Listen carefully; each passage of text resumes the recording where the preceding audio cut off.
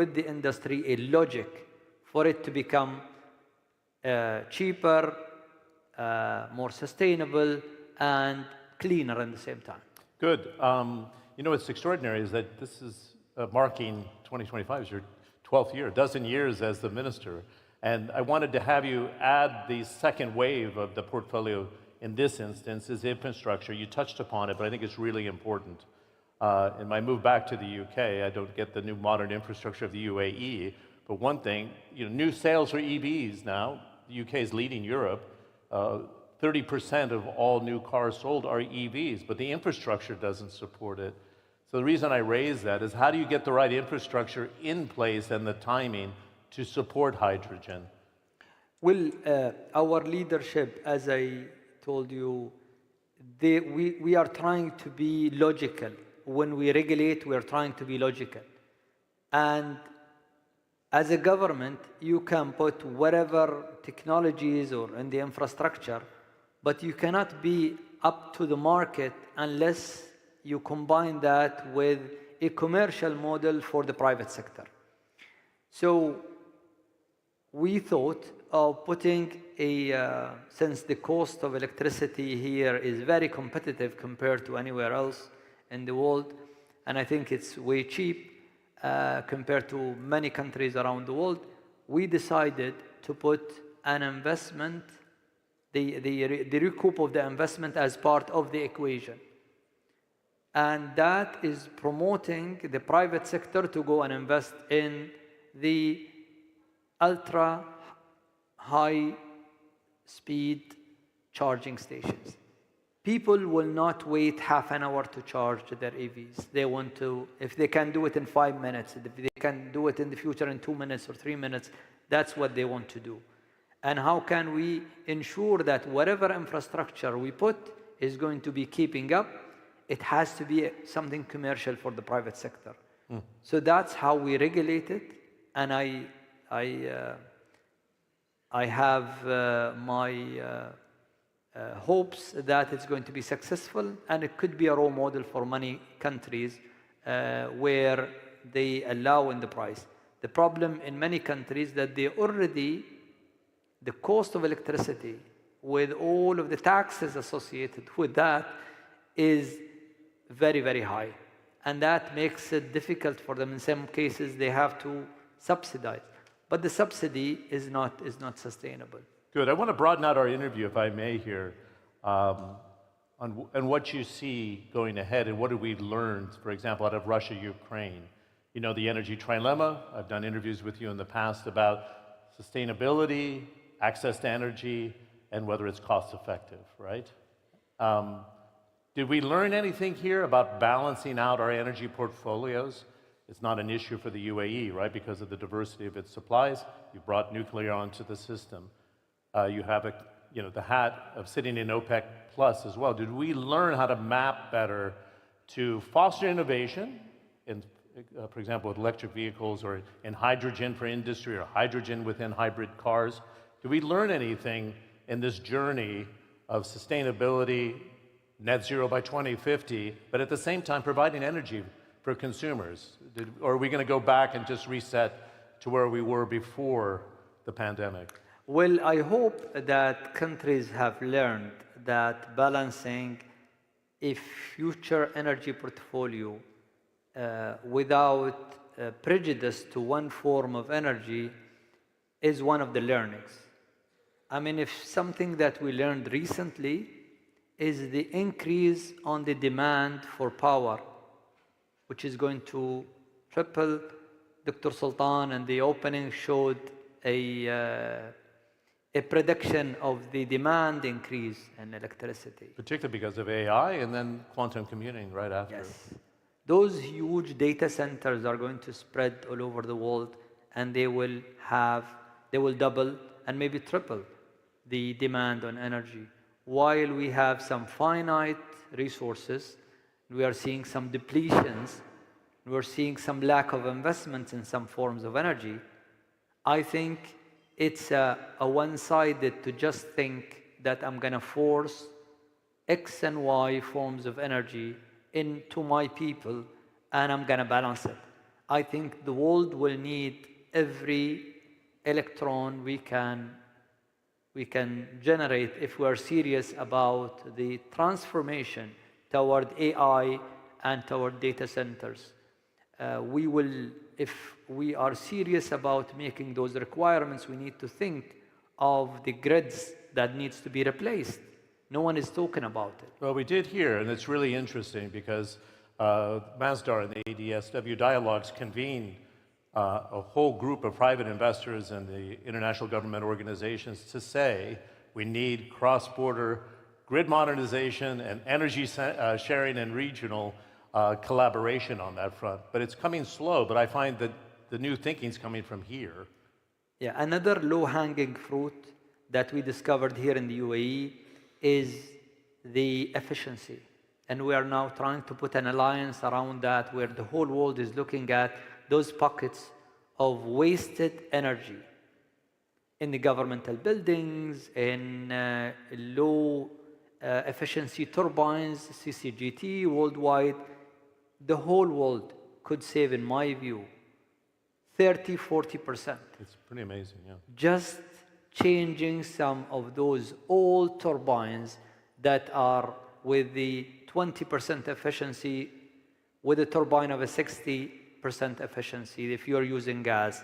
And if you doesn't have access because of your regulations to state-of-art renewable energy, you need to do it. If you don't have access to hydrogen and you're not regulating or updating your laws and regulations to attract and protect investments, no one is going to come to you.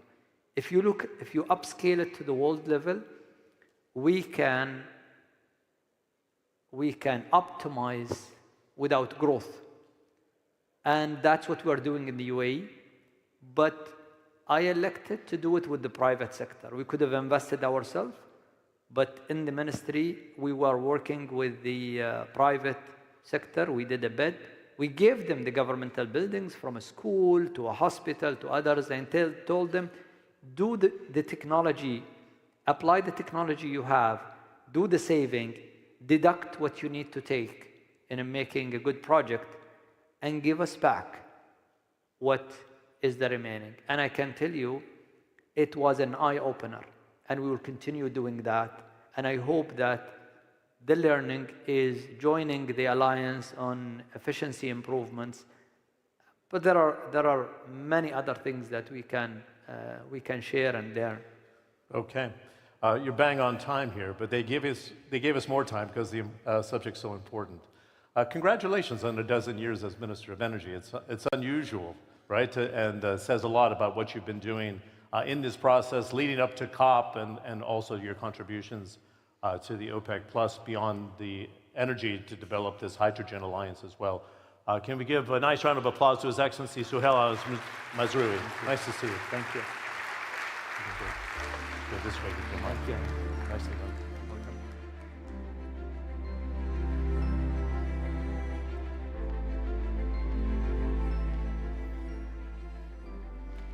Many thanks indeed to His Excellency for those inspiring words and, of course, to our moderator, John Defterius. The decisions, ladies and gentlemen, that governments make regarding policy frameworks play a very crucial role in determining the flow of FDI, foreign investments, into this sector. And by aligning these investment strategies with national development goals, this really helps countries achieve their sustainable economic growth and address critical areas such as renewable technologies. In a moment, and for our first panel discussion, we will explore how national policy frameworks can really attract and also shape global investment strategies. But before that, and to set the scene for our important conversation, I'm delighted to welcome to the stage Mohammed Abdelkader El Ramahi, the Chief Green Hydrogen Officer at Masdar. Please welcome him.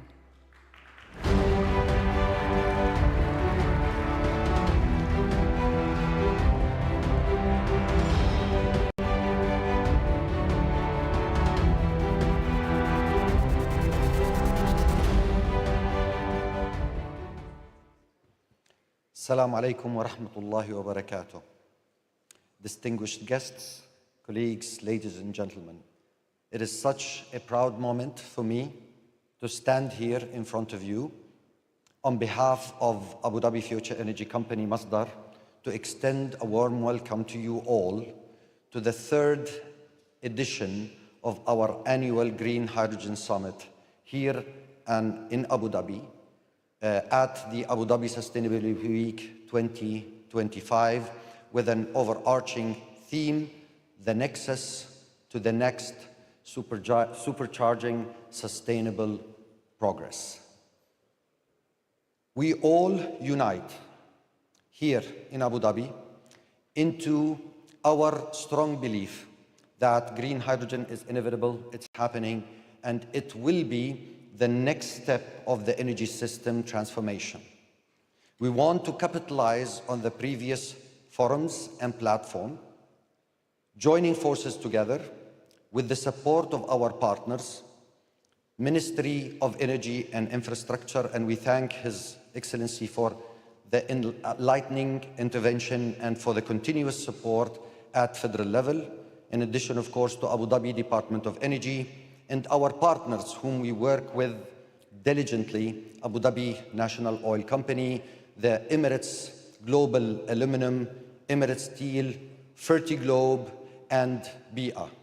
We all work together into deepening our collaboration, strengthening our joint efforts together to open new frontiers of investment opportunities, of transforming and exchanging knowledge collaboratively, of deploying of sustainable financial models, and very importantly, to harmonize the global standards into making green hydrogen the reality of the future.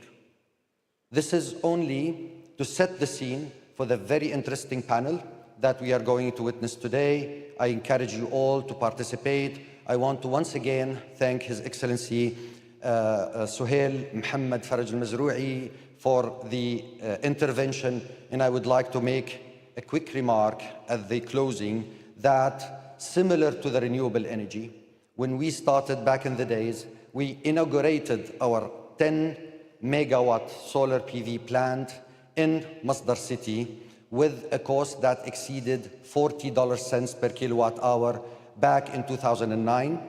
And only 9 years after, we started developing Al Dhafra PV plant with a world record-breaking cost below $1.3 per kilowatt hour.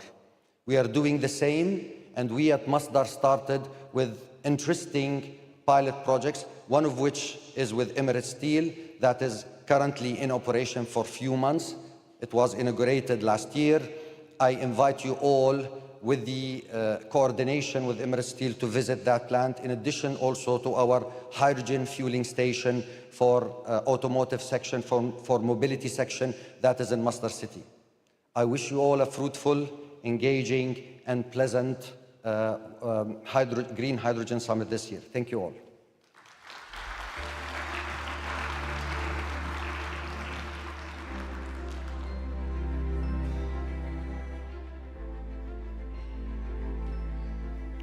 Thank you very much indeed to Mr. Al-Ramahi for providing the perfect segue, ladies and gentlemen, to our panel discussion. For now, it is my great pleasure to invite to the stage Alex Campbell, Director of Policy and Partnerships at the Long Duration Energy Storage Council, and his esteemed panelists, whom he'll introduce to you. At BIA, we shape a sustainable future across the region. We keep cities clean, paving the way for a zero-waste future through waste management and recycling, and drive renewable energy through converting waste into power, turning landfills into solar hubs, innovating green hydrogen solutions. We advance industries with next-gen technologies, digitalizing recyclables trading, on-demand logistics, automating track and trace, renewable energy-powered digital infrastructure. We're bringing world-class healthcare closer to home. I thought I heard this. And reimagining cities with iconic landmarks and thriving districts for communities. Good morning, everybody. Thank you so much for joining us today. As you heard, my name is Alex Campbell. I'm the Director of Policy and Partnerships at the Long Duration Energy Storage Council, LDES Council for short. We're an industry association. We have 60 plus members all around the world, all dedicated to deploying LDES. That's the ability to discharge energy continuously for 8 hours or more, all in support of the energy transition. We're not here to hear about me. I'm going to briefly introduce our panelists. Unfortunately, one of our panelists has been delayed on the way in, so unfortunately it's just going to be 3 of us, but that's even more of an opportunity to talk. So from my left, your right, we've got Suzanne Galbri, Director General for Private Sector Operations at the Asian Development Bank, Mr. Rama Al-Shamsi, Director of Portfolio and Ventures at BIA Group, and Dr. Laurent Antoni, Executive Director of the International Partnership for Hydrogen and Fuel Cells in the Economy, which is almost as long a name as the Long Duration Energy Storage Council. So I'll ask each of our panelists to say a little bit about their organization when we go to them on the questions, so rather than me going through all of it right up front. So to start with, we'll go to Laurent, if that's okay. And the first question is really about the big picture of international engagement and how governments can work together with the private sector to create those standards and frameworks. So how can governments effectively coordinate national green hydrogen strategies with those international efforts to promote cross-border trade, harmonization, and so on? Laurent. Thank you, Alex, for the question. In fact, as you may know, that today more than 100 countries have either a national strategy or a national roadmap. And all these strategies or roadmaps are based on unique national circumstances. So you may imagine not all are the same. So this is a quite good topic. How can we align? And I would say, but there is one common word, is how can we decarbonize our economies? Or even in some regions, defossilize our economies? And to do so, how to align? One main point is to really support international collaboration and, most importantly, international coordination. And this is done through existing or new initiatives. And of course, you may also see that more and more on the G7, G20, BRICS summits, hydrogen is on the agenda. But I would like to mention, I would say, more 5 specific hydrogen initiatives. The first one, IPHE, I am the executive director, is a government-to-government partnership created 22 years ago to really ensure to have the multilateral discussion between governments on how to develop a hydrogen economy. And the topics are on certification, on regulation, on trade rules, but also on skills developments for the economy, to develop a hydrogen economy and industry. And UAE is one of the members of IPHE since several years.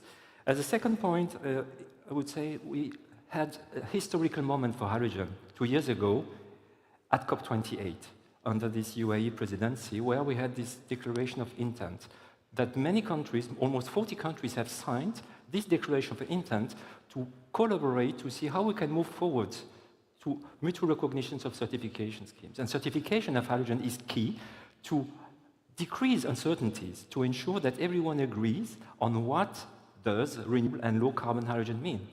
And so we need to discuss together between governments. And after this COP28 declaration, of course, we would encourage any new countries interested in joining this declaration to sign. And we try to follow up this declaration by implementing all the different recommendations through the Hydrogen Breakthrough Agenda. And this has been created at COP26. And this is a platform to try to gather all international initiatives like IEA, IRENA, UNIDO, UNECE, but the Hydrogen Council, IPHE, WTO, or the World Bank on really specific priorities. And here we tried, and at COP29, we have proposed some recommendations on how to implement this declaration of intent, and also we have proposed a timeline to develop, I would say, really international trade. And this is my last point regarding how to develop international trade. Also, 2 years ago, it has been created this International Hydrogen Trade Forum. And UAE was one of the co-chair with the Netherlands. And now from this year, the co-chair is Brazil, but UAE remains really involved in this International Hydrogen Trade Forum. And this is quite important in the sense that it is a public-private partnership. So, of course, we need stable regulations. But as mentioned by the Excellency before, we also, governments need to collaborate with industry in order to ensure that it will really happen. And this International Hydrogen Trade Forum is really here to ensure that governments and the industry, with the Hydrogen Council, are working on the key topics to have concrete, real, new and hydrogen trade corridors between exporting countries like UAE in the Middle East or Australia and importing countries, mainly Europe, as mentioned before, by Ivana, or also Korea and Japan. So you see, currently we have really, I would say, concrete international actions to ensure collaboration, but as mentioned before, coordination also. Fantastic. And I've just had a message in my ear that Mr. Al-Ghafri, we think, has arrived. So if he is here, if he could please come and join us on the stage, please do join us. And perhaps a quick follow-up question to you, Laurent. Hello, Mr. Al-Ghafri. Very nice to see you. Forgive me. Assalamu alaikum. Yeah. Lauren, perhaps a super quick follow-up question. We plethora of initiatives out there. How do we make sure they're all aligned with the global 1.5 goal and the minimum of 2-degree goal? Do you have a sense that that is front of the agenda on all the different green hydrogen and wider hydrogen initiatives? I would say yes, we all have in mind how can hydrogen be a significant contributor to achieve this 1.5, even if we all know today that achieving 1.5 is today more than challenging, but we still have to have this ambition to go there. And that's why I would say the hydrogen community is also collaborating with other entities more globally, as mentioned before, during the COP, to see how we can contribute as hydrogen, but also with IEA or IRENA in all their modeling to see how we can bring, I would say, inputs in order to ensure that when we are developing renewable and low hydrogen carbon and hydrogen, how it can really decarbonize globally the economy, in particular by critical, and as you mentioned before, on lead markets, where we really have to start now, and then we can quantify the hydrogen needed, but also what will be the CO2 reduction owing to using this renewable and low carbon hydrogen. Excellent. Thank you very much, and welcome, Mr. Al-Ghafri. Thank you so much. CEO of Emirates Steel. We'll turn to you shortly when we dive into some of the industry things, but I want to turn to Suzanne now. Just perhaps you could give us an introduction to your work on hydrogen, but then particularly what are the key policy interventions and regulations that we need to see at the government level to help unlock those public-private partnerships and the green hydrogen economy? Thank you very much, and very much a pleasure to be here. I think our conversation here follows on very nicely from the previous conversations which have just taken place, particularly with the Minister and our MASDAR colleagues. I think from ADB, the Asian Development Bank point of view, again, I look after the private sector side, but we're an integral part of the overall organization working on upstream on the private side, or the public side, midstream, and then downstream. And so this goes then to the point of why green hydrogen, what are we going to do to actually bring down those barriers? And I think that we've been working very actively to support green hydrogen through various policy instruments with our sovereign colleagues, with our in-country representation, because we have offices in some 44 countries. And it's really important for us to make sure that the policy dialogues align with what can be done so that we can actually attract private investment to hydrogen production, the infrastructure, and I think that the end user applications. And this requires a number of different types of approaches. I was going to name, I had up to 6 different things that you could do. And some of these could be transitionary, some of them could be more permanent. And what we see, I think, in green hydrogen is a little bit of the trajectory that we've seen in solar panels. It's not the same, infrastructure needs and different types of things are different, but I think you have a similar path of adoption and all the necessary parts that need to be put in place, the enabling environment that does need to be put in place. I mean, we can think about tax credits and incentives, and as the Minister said, some of these things are not permanent, but you need to create sustainability through this. I think providing tax credits and other financial incentives can actually diffuse and reduce the initial tax or the burdens for private companies. You need to attract them and create the right environment for this kind of thing. We've done this actually in different national contexts, but you do really need to tailor that to the national context of the various countries, as well as their regulatory environments. They're not all the same. But then that speaks to the point about harmonization. I think that some of the work that needs to be done at a more macro level is how can they work together for pathways to growth in a regional context in particular.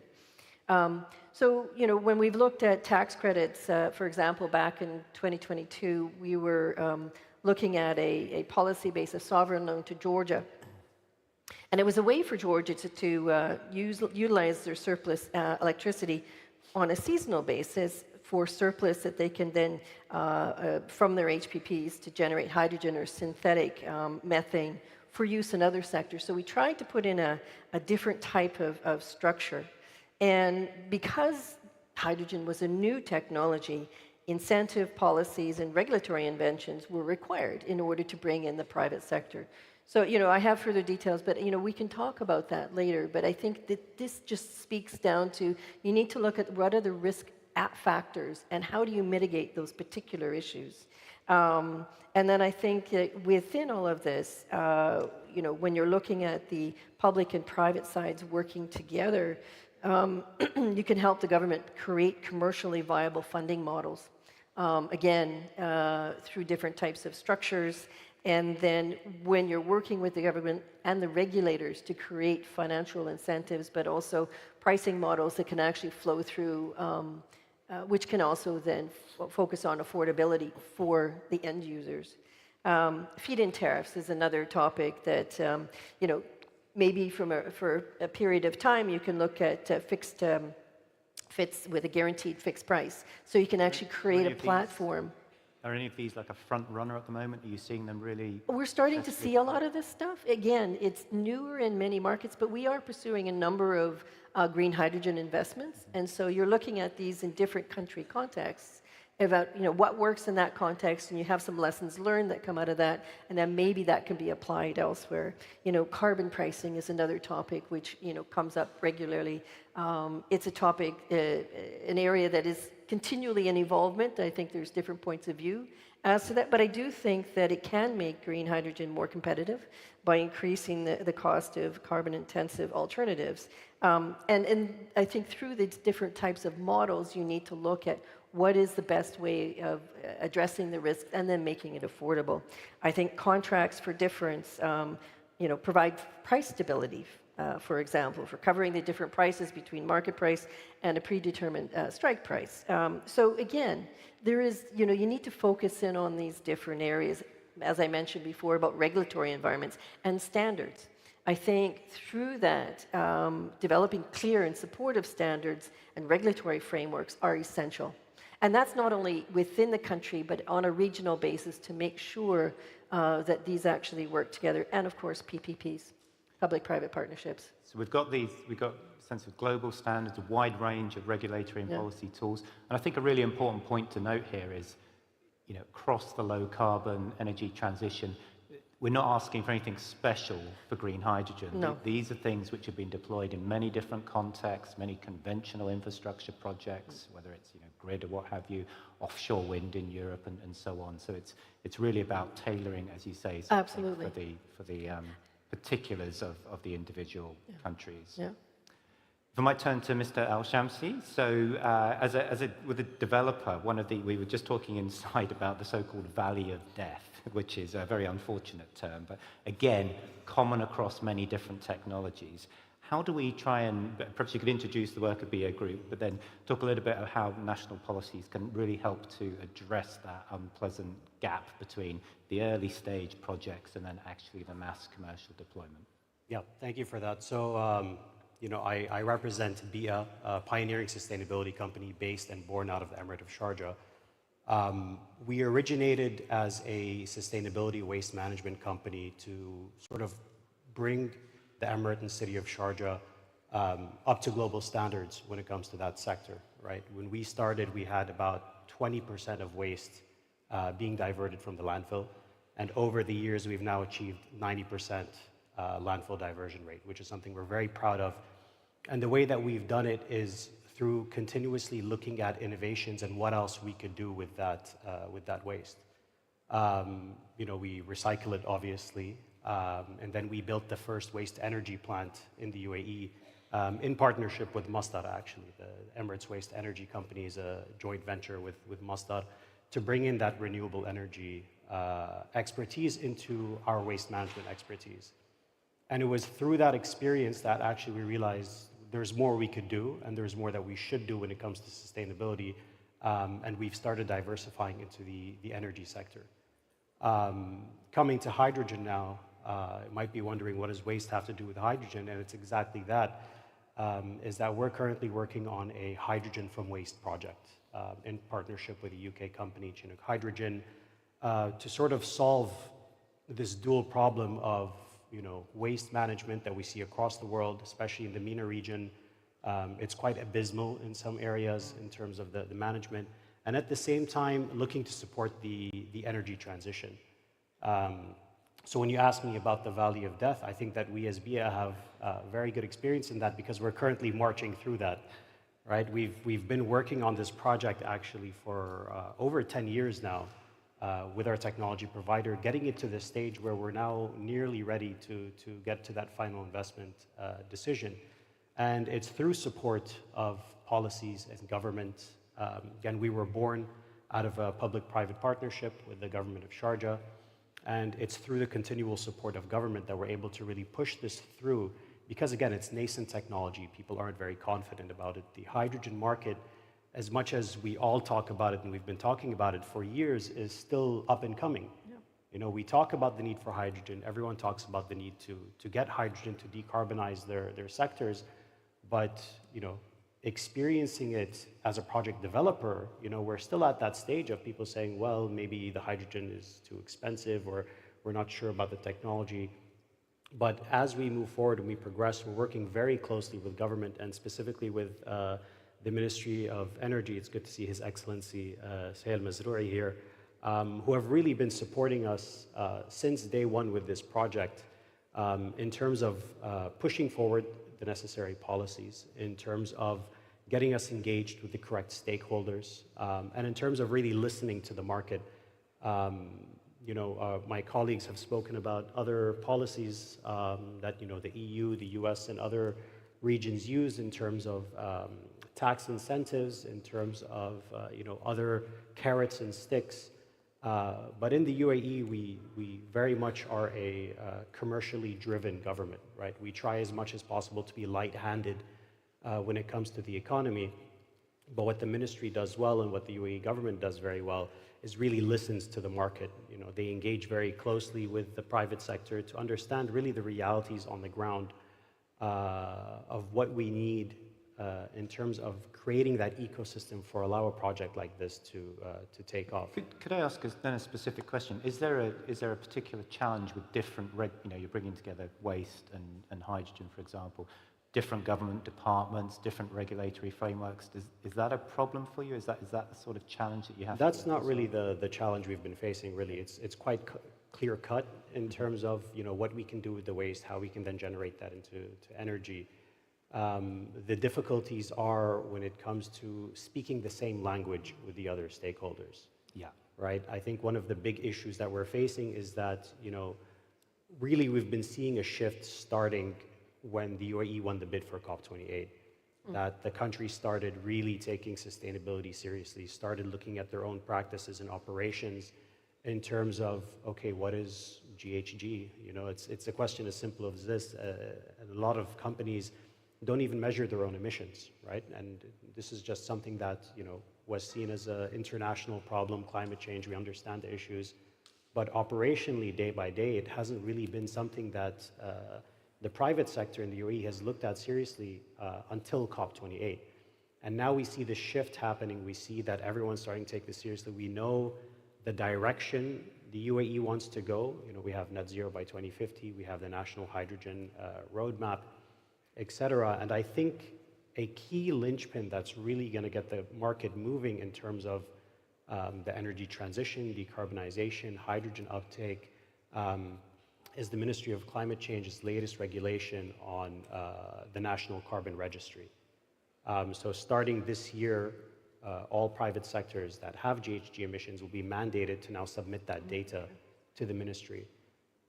May not seem like a big thing when we're talking about subsidies, or we're talking about carbon tax, but actually getting all of these companies to start measuring their own emissions, knowing that at some point there may be a carrot or a stick, really brings people onto the table so that we can start looking at, producing It these. feels critically important, getting stakeholders speaking, as you said, the same language.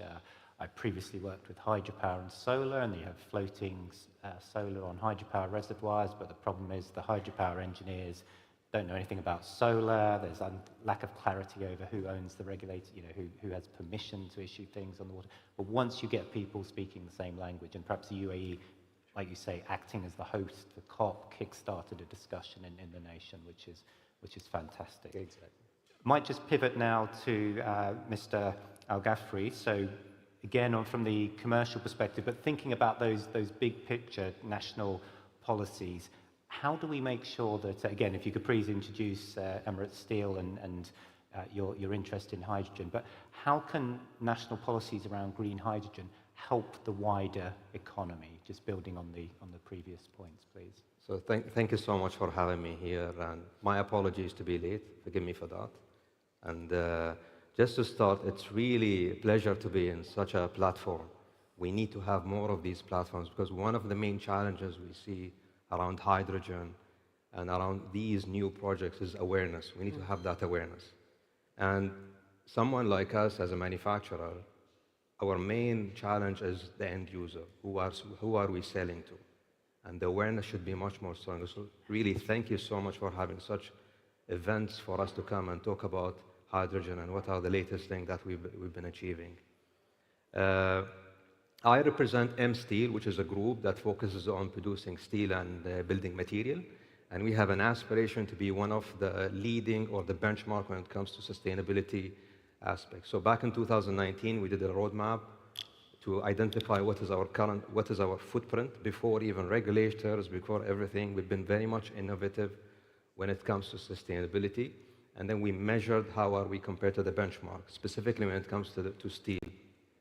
Now, when we did that, we were ranked among the best in the world, and we were lower by 40% when it comes to the benchmark in terms of the carbon foot and carbon foot intensity. And from there, we draw a complete roadmap on what are we going to do and what are the focus or the pillars that we need to do. So we really focused on diversifying our energy portfolio. So now we use renewable energies in our operation. We have basically today, and previously even back in 2014, we were the first in the world to have a carbon capture facility, and we are the benchmark when it comes to the steel. So everyone in the world comes to Emirates Steel to see that facility because it's the only one which is operating today to capture carbon. And today also what we're doing is we're looking at the value chain and what can we do in terms of recyclable materials. So we re-inject they call it metallic scrap, which is scrap. We use that in our facilities today. And the last one, which is a little bit difficult, which is the theme of today's event, is the hydrogen. Now, what we did, and everything we did in the past, was based on collaboration.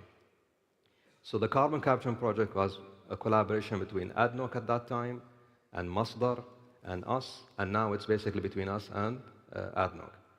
Specifically, since this is a hydrogen event, we are today we are basically testing today a pilot project to produce hydrogen in our company, and that will basically be an alternative material compared to natural gas. And we did that with our colleagues, Mastar and my friend here, Mohammed Abdul Qadir. He's a very good friend. We're challenging each other a little bit now. But now it's a very small project. We're testing it. And we're going to basically now see what works, what not works. But in terms of initiatives and what needs to be done, when it comes to M Steel as a group, we are really leading the way. We want to be a benchmark when it comes to hydrogen, and we've got the support. Having said all that, when I look around, the UAE has all the ingredients when it comes to driving a hydrogen-based economy. And I see that in the UAE. When I travel to, for example, Europe or anywhere else, I don't see the leadership focus when it comes to that. In the UAE specifically, you see that. You see that from the top, and that's very important. So when you have a new technology or a new project, naturally you're going to have challenges. Any new technologies, that's the same. Hydrogen is no difference. We are in this stage. We need to come together, and that's what we see. So the government is basically the drive. They have the strategy, they have the regulations, and then once you have that there, then you see private investors coming. They will come here, they will come invest, because it becomes very much attractive to put investments, and it will support them.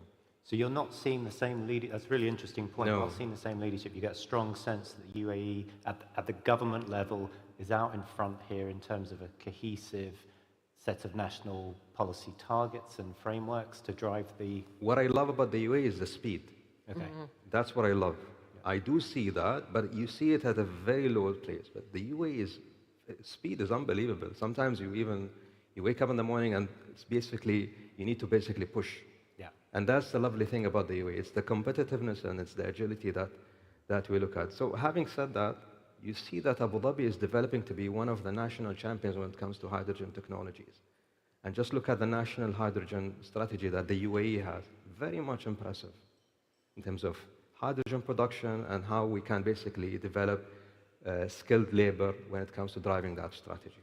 So I have to ask, it's not quite around policy and regulation, but what's the role of the customer here? So are you getting the customer pull? Are there key customers who are saying, we want your products made with green hydrogen? See, now, again, for me, the customers, even you will be very much having that resistance at the beginning. And that's where we need to bring that awareness. When you have everyone coming under the same national, I would say, guidelines or something like that, everyone will buy in at the end of the day. Now, when you look at steel specifically, or building material, it constitutes a very small component when it comes to construction. So naturally, this is something that you can push into that construction. The only problem is steel is a very hard to abate sector. And the investment that are required to move into that hydrogen is really is immense. What's really important now is just to go there and say, listen, these are incentives. If you use that material, it will give you this much, and that's what we're doing today. We're really coming up with products where it's not only about driving the agenda, but also giving them that very much value when it comes to cost. And eventually, with time, with the regulations, with carbon tax coming, it will give you that competitiveness. And then with time, you'll see that green hydrogen steel is something that everyone is producing naturally. It's like those electrical cars you see on the road now. There are electrical cars everywhere. It's unbelievable. Excellent.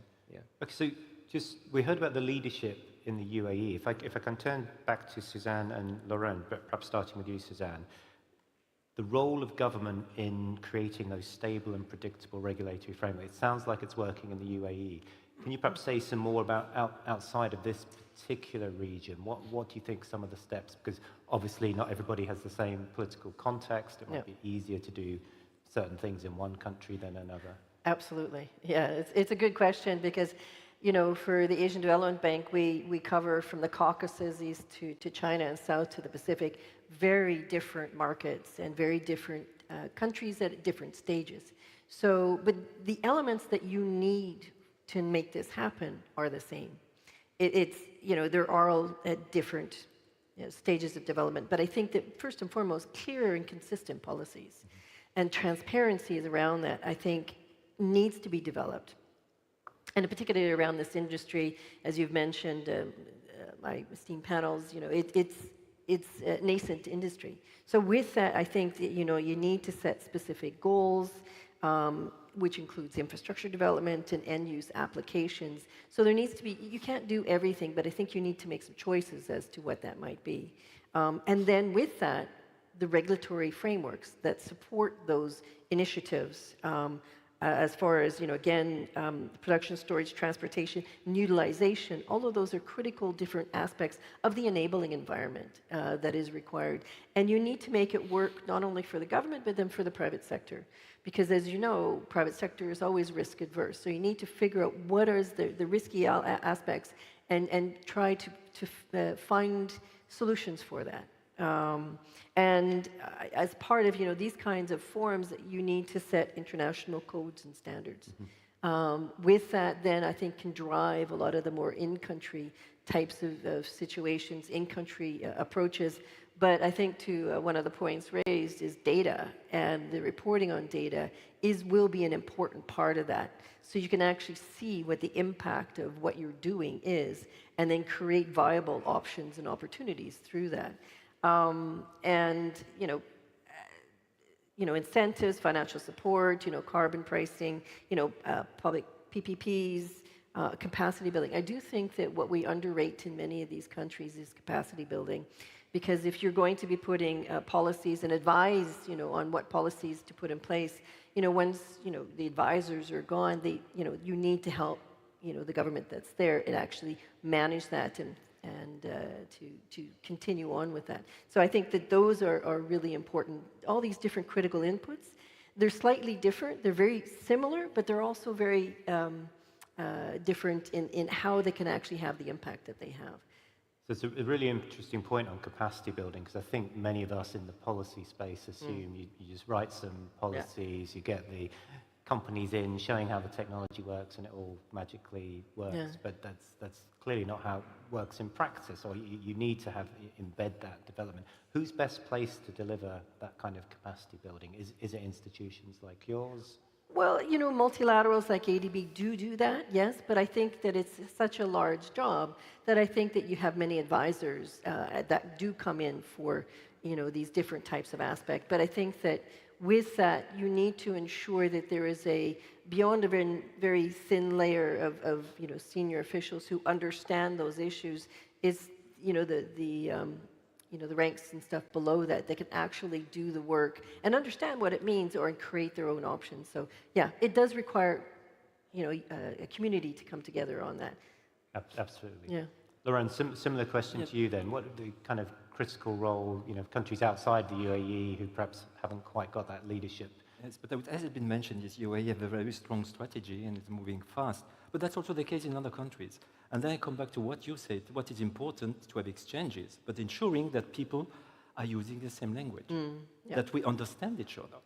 And that's why we need also, by this multilateral discussion, have this kind of discussion to ensure that when you are using one word, everyone understands the same. And regarding hydrogen, I would say it will be international market. What we are looking is hydrogen to become a commodity. So we need to ensure that national policies have maybe commonalities, or at least that we can ensure comparability. And so having first common language is important, using the same terminology. That's one point. And the second point is, and it has been mentioned by both of you, regarding, for instance, one main element is the carbon content of the hydrogen we are producing and using. That's important for the producers, but also for the user. If you want to produce green steel, you need to know what is the carbon content of your steel. And here also we need to have a comparable, a unique method to measure, to quantify these greenhouse gas emissions. And that's why we've started at IPHE 5 years ago to work on this methodology to quantify the greenhouse gas emissions from production up to usage. But as government, we are not a standardization body. That's why we handed it over to the ISO, which is driven by the industry. And so you see also this is a common work between governments and industry to agree on a common methodology to quantify the greenhouse gas emissions. And this was part also of the COP28 Declaration of Intent, to try to encourage to use these common standards to have at least comparable values if you say I'm using low renewable and low carbon with a given carbon footprint. So this is one important point. And I would say you have a very brilliant project in green steel between Mazda and M Steel, and you were one of the first one applying these ISO standards that we released during COP28 in Dubai. So thank you very much. A very nice example. And then I would say another point that we need also to ensure, we spoke about international trade, but that means we also have to work on trade rules. And ARENA and IPHE, we already have started to discuss with WTO about tax, tariffs, incentives, and not only on the hydrogen molecules or on derivative molecules, but we also need to start discussion on critical equipments. Because some countries will be able to produce hydrogen, but don't have available the technology to produce. So there will be also, I would say, trade on equipments. And that's why I can only encourage that now, I would say, countries developing hydrogen are pushing to start this kind of discussion at WTO level. to ensure that we have a fair trade of molecules and equipment to produce low-carbon hydrogen. So this is critically important, and just as we begin to wrap up, quickly to Mr. Al-Shamsi and Mr. Al-Ghafri, you guys building project, you're actually working on the ground. What's the best way for governments for you to work with them to actually evaluate the effectiveness? As you start to build, as you start to develop, how can you work with them? What do they need to be asking you? What types of partnerships need to be in place, regulatory frameworks? Yep, I guess I'll go first. I think the most important metric a government can use is obviously the uptake of hydrogen. But going farther down that line is also having the metrics of the production of low carbon materials. As my colleague Saeed mentioned, it's that issue of that price, the green premium that the end user is going to have to pay for. But once you reach that stage where the low carbon or near zero version of those end products such as steel, cement, aluminum, once those become the standard, like we're seeing with solar now, UAE recently announced the lowest price per kilowatt hour of solar. Continually, I think every year there's a new announcement. Once we reach that stage where green hydrogen is the preferred energy, and low carbon steel, low carbon cement, zero emission houses are being built, and it's the new standard, that's when we realize that we've really achieved that. And everything in between should be looking at that as the final stage. Exactly. Absolutely. Mr. Al-Ghafri, final word to you. Yeah, so I think it's good that we have a strategy, and then we're aligning the national objectives with basically what's happening on the ground. Then you have the private investors coming and investing and all that, so you've got all the players there, which is very good. Then it's good to say, okay, these are the standards, you're following these, and then you start measuring. What are these doing? I mean, it's not going to happen from day one. People will basically not adhere to that, so it's good to have that dialogue happening. Iterative process. Exactly. So it's a process. It will take time, naturally. It's like driving any other project. So then you will basically track. Everyone will say, okay, this is how much I'm emitting. This is how much jobs I'm creating, because it's very important to have a skilled labor to do that.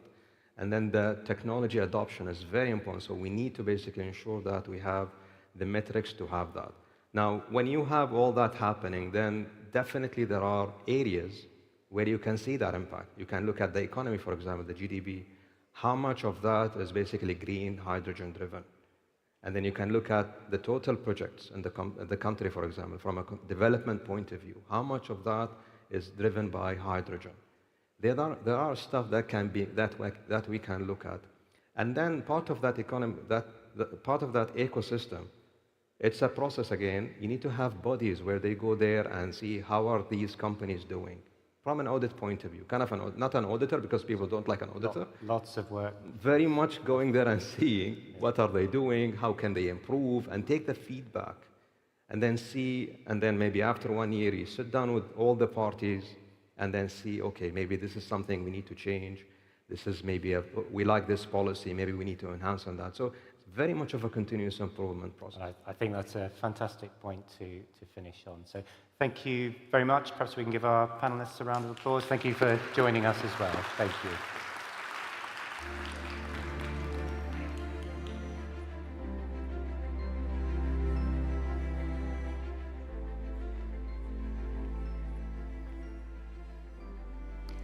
Our gratitude to our panelists and esteemed moderator for another superb panel discussion. Ladies and gentlemen, I'm sure you agree, at the Green Hydrogen Summit today.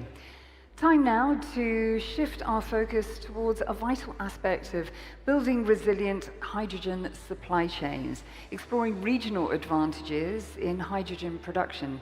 And I'm delighted to say that we have a very special guest who's flown a long way to be with us today. He's coming out in just one moment. And he knows better than most how embracing a geographically diverse approach to enhancing supply chain resilience is really the best way forward. It has a myriad of benefits, as we're about to hear. Without further ado, ladies and gentlemen, please put your hands together for the Governor of Alaska, Mike Dunleavy.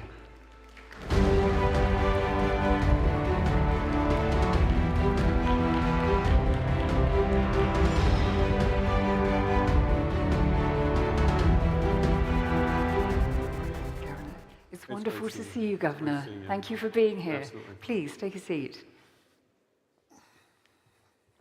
You travelled a long way to be with us, and we're delighted to have you in the hot seat. How are you finding the summit so far? Oh, this has been fantastic. When we arrived, as I tell people, the first thing I did was I actually went falcon hunting with some folks, and enjoyed that very much because I am a hunter. We're from Alaska. But just the overall scale of the conference and what really is happening across the board here in the Emirates is unbelievable. And I think it's, for me, it's going to be a lot of takeaways that I can take back to my state and have conversations with fellow Americans across the country, to be honest with you. So, thank you. Thank you for being here. Talking of Alaska and its vast natural resources, paint a picture for us when it comes to how that might help drive hydrogen production, the potential that you see for it to not only catalyze Alaska's economic diversification, but also its energy independence, so crucial at this time. Yeah, great question. So, just very briefly, for those that don't really understand Alaska, we are the 49th state. We're 2.5 times the size of Texas. We are almost a subcontinent. We used to have 4 time zones, and it was combined into 2 in 1981. We're situated in the Arctic. Obviously, we are the Arctic nation for the United States of America. We're also the Western Pacific sovereign for the United States of America, very close to East Asia. We're so far west, as I tell people, we're 1,000 miles closer to Australia than California. Sometimes that's difficult for people to understand. How can you be in the Arctic and be so close to Australia? Again, we are also a Western sovereign. So our scale is unbelievable when it comes to not just size, but resources. I could spend an hour just talking about all the resources from critical minerals to rare earths, our forest, our water, 3 times the water of any other state in the country. It's just massive. But what we're talking about today really is the impacts of what wind can do in hydrogen production in Alaska. So for example, we have about 3,800 gigawatts of combined wind and offshore resources such as tidal and wave action. That's 3,800 potential gigawatts of power in Alaska. That's how big this is. Around Anchorage, there's a body of water called Cook Inlet. Anchorage is our largest city. Just in that area alone, there's estimated 18 gigawatts of offshore wind power, as well as 18 gigawatts, once again, of tidal power and wave action. So you can see the tremendous potential. Scale is huge in resources, scale is huge in the state itself, but the population is very small. We have a population of about 740,000 people. That equates to a county on the top of the world that represents the United States. But nonetheless, we do have wind power. We're actually generating electricity through wind. We have more and more solar panels are going up in Alaska. I know some people find that difficult to believe, but we have solar panels operating right now producing electricity north of the Arctic Circle. And so Alaska, with regard to hydrogen, Alaska had pioneered LNG export to Japan in 1969 for the Western Hemisphere, for the United States of America. We sent LNG to Japan for almost 50 years, but as part of that, we had a fertilizer plant, an ammonia plant, that also sent ammonia all over the world as well as urea. And as we know, as we talk about ammonia, the big question is going to be how do you ship it? We can make it. We can make large amounts of it in Alaska, but the question once again is how we're going to move that from one place to another. And the other thing I would say is that in Cook Inlet, we have a massive storage capability for not just carbon, but in our research that we're doing on tight rock, that we may be able to also store large amounts of hydrogen as well, very close to Anchorage. So we have the capability, we have the prospects, we have the energy resource to do it. The question is, to what scale are we going to be able to do this, and what scale are we going to be able to produce hydrogen? Thank you. It's quite the picture that you paint, Governor. And if we do look at the even bigger picture, zooming out, the potential for Alaska to be a key export hub. Given your proximity to Asia, how does that position you? What are the challenges, but also the speed bumps that you need to remove to get you where you need to go? Well, we're lucky. We have, in essence, we have a straight shot across the North Pacific to Japan and Korea in uncontested waters. And our shipping time is approximately 8 days, faster than any part of the rest of the United States of America. And so, again, we've been shipping LNG over to Japan. We've been shipping ammonia across the world, all over to East Asia as well. And so we've got the shipping times down. We have the relationships with our East Asian allies. The question, again, is what type of investment, how are we going to pursue on a larger scale the development of a hydrogen industry in the state of Alaska beyond ammonia? We believe that ammonia has a future in terms of shipping, being able to ship that hydrogen as N3 to our Asian allies. But our proximity, once again, I think bodes really well for us to be not just an ammonia hub, but a hydrogen hub for East Asia. When you look at the obstacles to ensure that hydrogen production and distribution are both scalable, as you mentioned, but also cost-effective, what would you point to? The ability to store it, the ability to ship it beyond ammonia is, I think, something that we're all trying to figure out and trying to work on. In Alaska, we believe we also have geologic hydrogen, which, once we bring it from the ground, we can use it at site. But again, it's a similar question that we've had with some of our renewables. How do we take that massive amounts of energy and store it? The same as for hydrogen. How do we produce it on scale, but be able to store it and be able to ship it safely so it can be used off-site where it's not produced? And right now, as we said, for us, ammonia is what we've done in the past. Ammonia is something that we may do here in the near future again as well. But we can crack it. With our wind, we can crack water. We can make also SAF, methanol, et cetera, in Alaska on a large scale. It's going to be figuring out how do we ship that to our allies in a form other than ammonia. Talk to me about partnerships, collaborations, how the private sector gets together with public, but also with Alaska, the indigenous community, the indigenous sectors. How do you see greater ties in that regard, really unlocking hydrogen's economic potential? Yeah, great question. So Alaska, 20% of our population is Native American.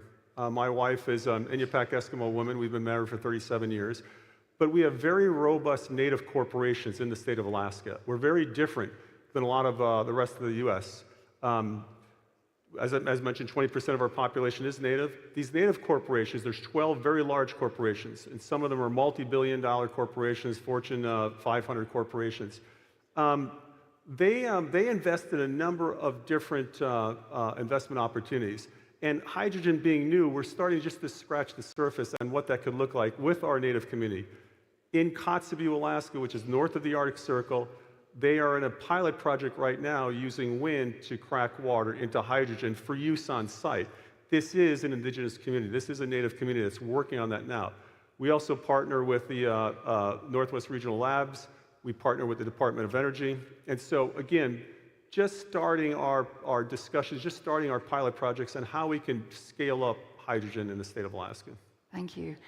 With just a minute on the clock, it would be remiss if I didn't ask you about the incoming president, the new U.S. administration. What does it mean for hydrogen?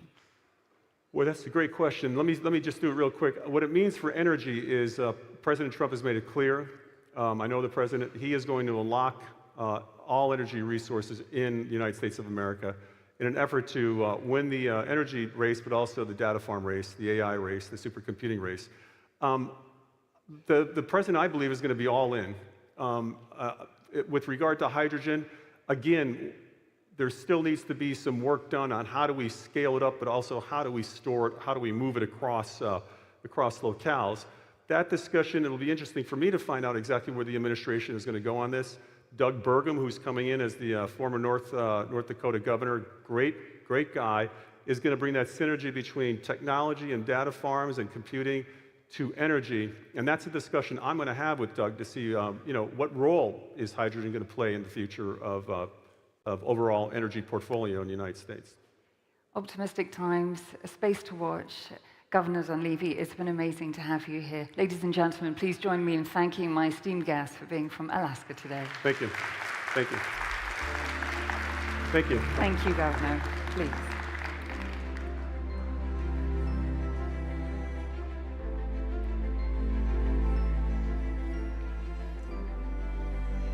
another stellar guest at the Green Hydrogen Summit here today, ladies and gentlemen. And there's plenty still to come, so do stay with us because we have another panel discussion up next where we're looking at innovative funding mechanisms and truly strategic approaches when it comes to securing long-term offtake agreements. As we know, they are so essential for scaling up hydrogen infrastructure investments. Your moderator, along with his expert panel, will offer up perspectives on how we can overcome challenges and drive the growth of the hydrogen economy. So without further ado, the stage is set. The anticipation is high, so let me introduce your moderator to you. Please welcome to the stage Alejandro Laguera, the principal at Oliver Wyman.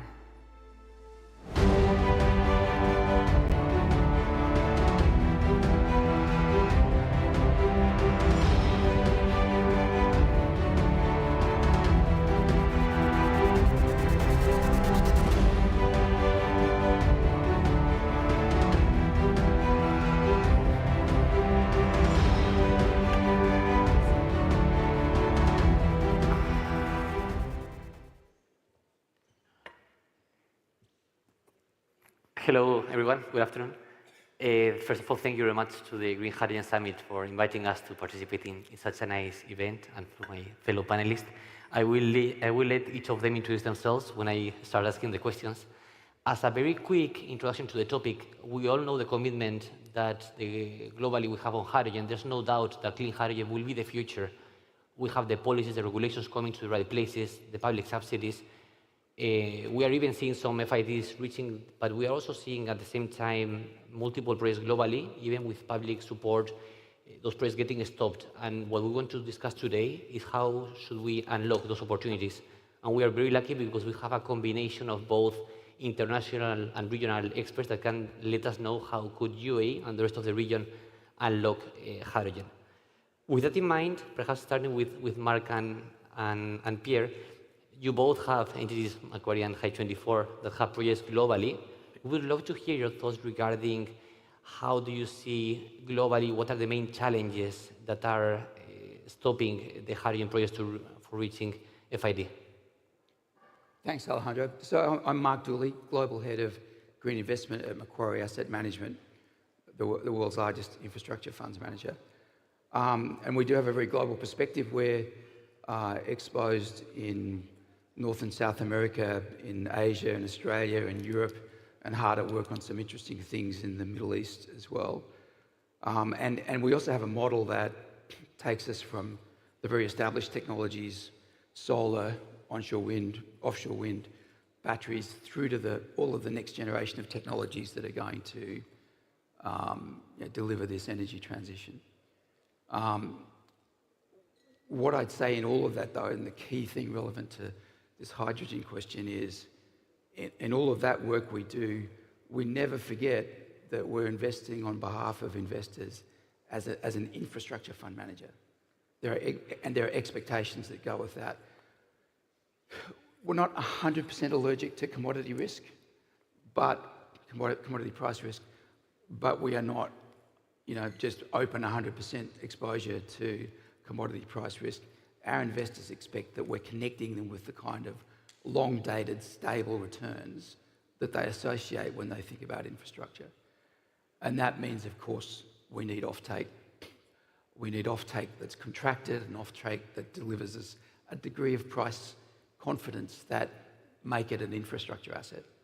Now in renewables, generally, we've really explored the limits of that. Many of the PPA-backed projects that we're exposed to in wind or solar around the world, you might find that the proportion of enterprise value that's supported by hard contracted revenue is less than 50% in many cases. So there is appetite for some commodity price risk, but we don't go naked on commodity price risk. And when we look at the landscape for hydrogen projects around the world at the moment, we see that of those on the drawing board, less than 10% have got identified offtake. And within that identified offtake, there's a much lower proportion that is actually yet contracted. And that's our point of resistance. That's what we have to get over. We see policies around the world, things emerging in Europe right now interesting developments happening just right now and in the last couple of weeks in the US market in terms of the intervention that supports hydrogen. And a lot of that's going in a very encouraging direction. And you see hydrogen being supported on both sides of politics in many markets. So there's a lot of encouraging signs there. But it needs to be delivered. We need to know that we can get into this as an infrastructure investor, not as a commodity speculator. I think you're interested also, Alejandro, in encouraging things going on. I'll say this, one of the funds that we have is targeted at those newer technologies. So this is a fund that couldn't do wind or solar if it wanted to. Those are out of bounds. It's just about the newer technologies, so the strategy that we have. And that's been a very successful raising for us. So what that says to me, Alejandro, is that the investing world wants to be exposed to this next generation, including hydrogen. So there's a very powerful message in there that if we can find the characteristics that make this infrastructure, the global investor community wants to be exposed to it. Thank you so much, Mark. I don't know if you have similar thoughts, Pierre, on this front. I don't agree with everything that's been said, just to trigger the debate. That's good. I'm a very small asset manager compared to Macquarie, of course. But in hydrogen, we're relatively big. So we manage 2 billion of assets. And in fact, we've deployed over the last 2 years 600 million in 9 different companies.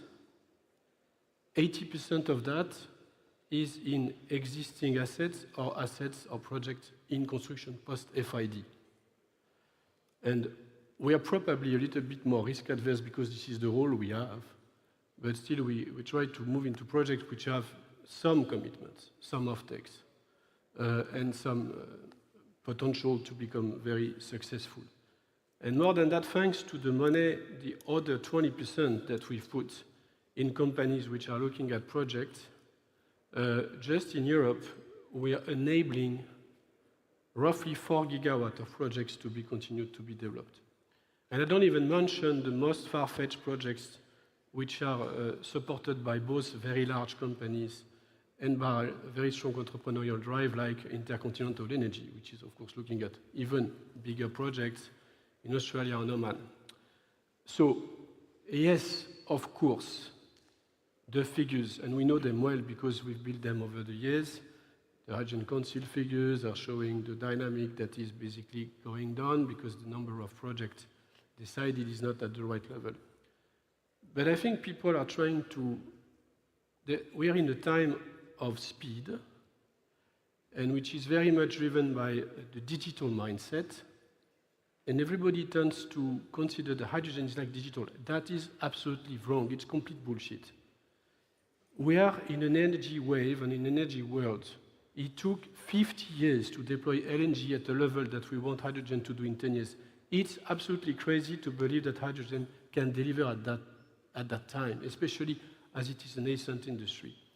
So what we need to get this industry move forward is 3 things.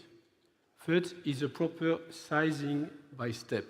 I had a breakfast this morning with an electrolyzer company, and all of them are like that. They are basically currently deploying gigawatts of projects by size of 100 or 200 megawatts, which is the size we need now, and which is going to be working. We need to move to the next time. So size, the right size now. It's coming. Time.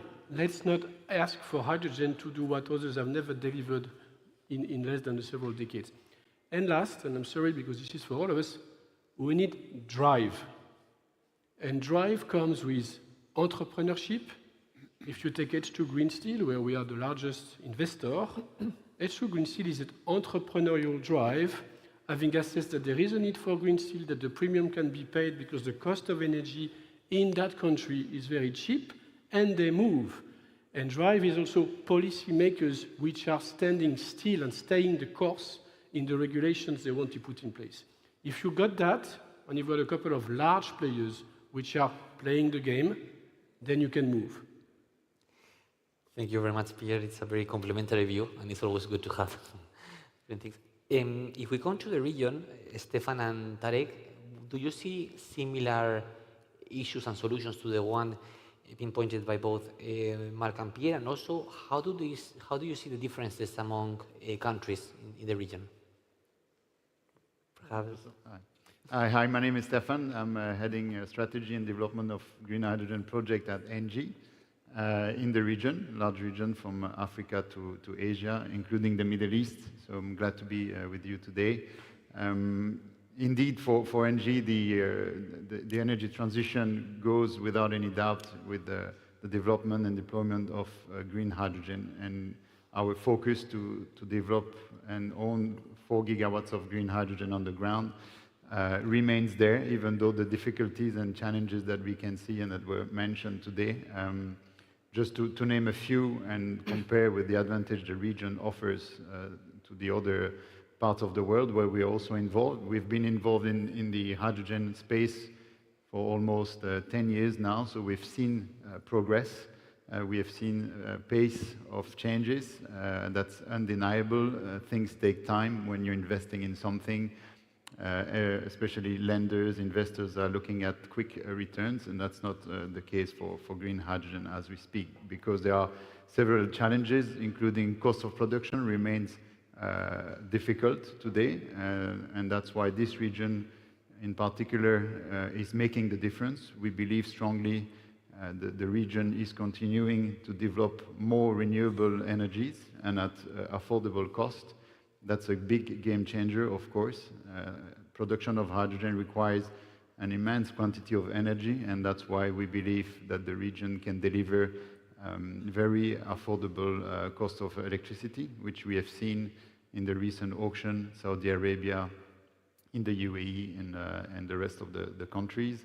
So that's number one, very important. Number two, when the cost of electricity becomes lower, then the cost of capex is playing a bigger role, which is completely different than what you see in Europe, where the cost of electricity part in the cost of production would be more important. Here we are now tackling the second layer of difficulties, which is the real cost of the investment through the capex, and that's where we are discussing with many OEMs, manufacturers, to understand, and we've been through this exercise on joint projects with Mazda, with Fertiglobe, on what's the true cost, who is willing to sign a binding commitment on the cost, but also on the operating cost, on the efficiency of the equipment. So that's another challenge we are tackling. This is an evolving industry, and it's linking to what was said. The fact that we have to start by scaling up is very important. We have built a first green hydrogen plant in South Africa, which is up and running now, small capacity. We are now building a second one of 10 megawatts in Australia. We need to build, operate, maintain those assets to really understand the efficiency, the true cost over time.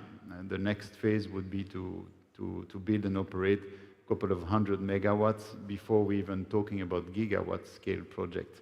Of course, everybody's taking position on those mega hubs because it's important. Some of the true spaces here in the region offering great potential of renewable energy. That's why we are all taking important position in Oman. This is what we're doing in the UAE, in Saudi Arabia, in Morocco. But then it comes to another challenge. We have to remember that when we're producing hydrogen, we're still competing with other ways to produce gray hydrogen or blue hydrogen. So that's a reality. And then we start to compete on the market. And the market for green hydrogen, when you look at gray, blue, in the future, we are still not there. So the market has yet to develop, to evolve. We have our colleagues, Fertiglobe, but other users of the molecule are facing challenges. It could be steel, as we mentioned before, could be transportation, ammonia production, fertilizers.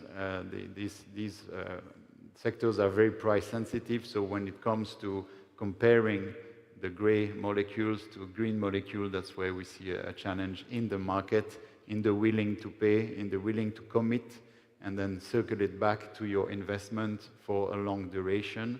This is where we are facing challenges. However, the region is, as I mentioned, offering great cost of renewables, great strategies, very clear ambitions to be a key player in that field, in that sector. That's why we believe a lot in the region, but also to see in the future some more support from the government.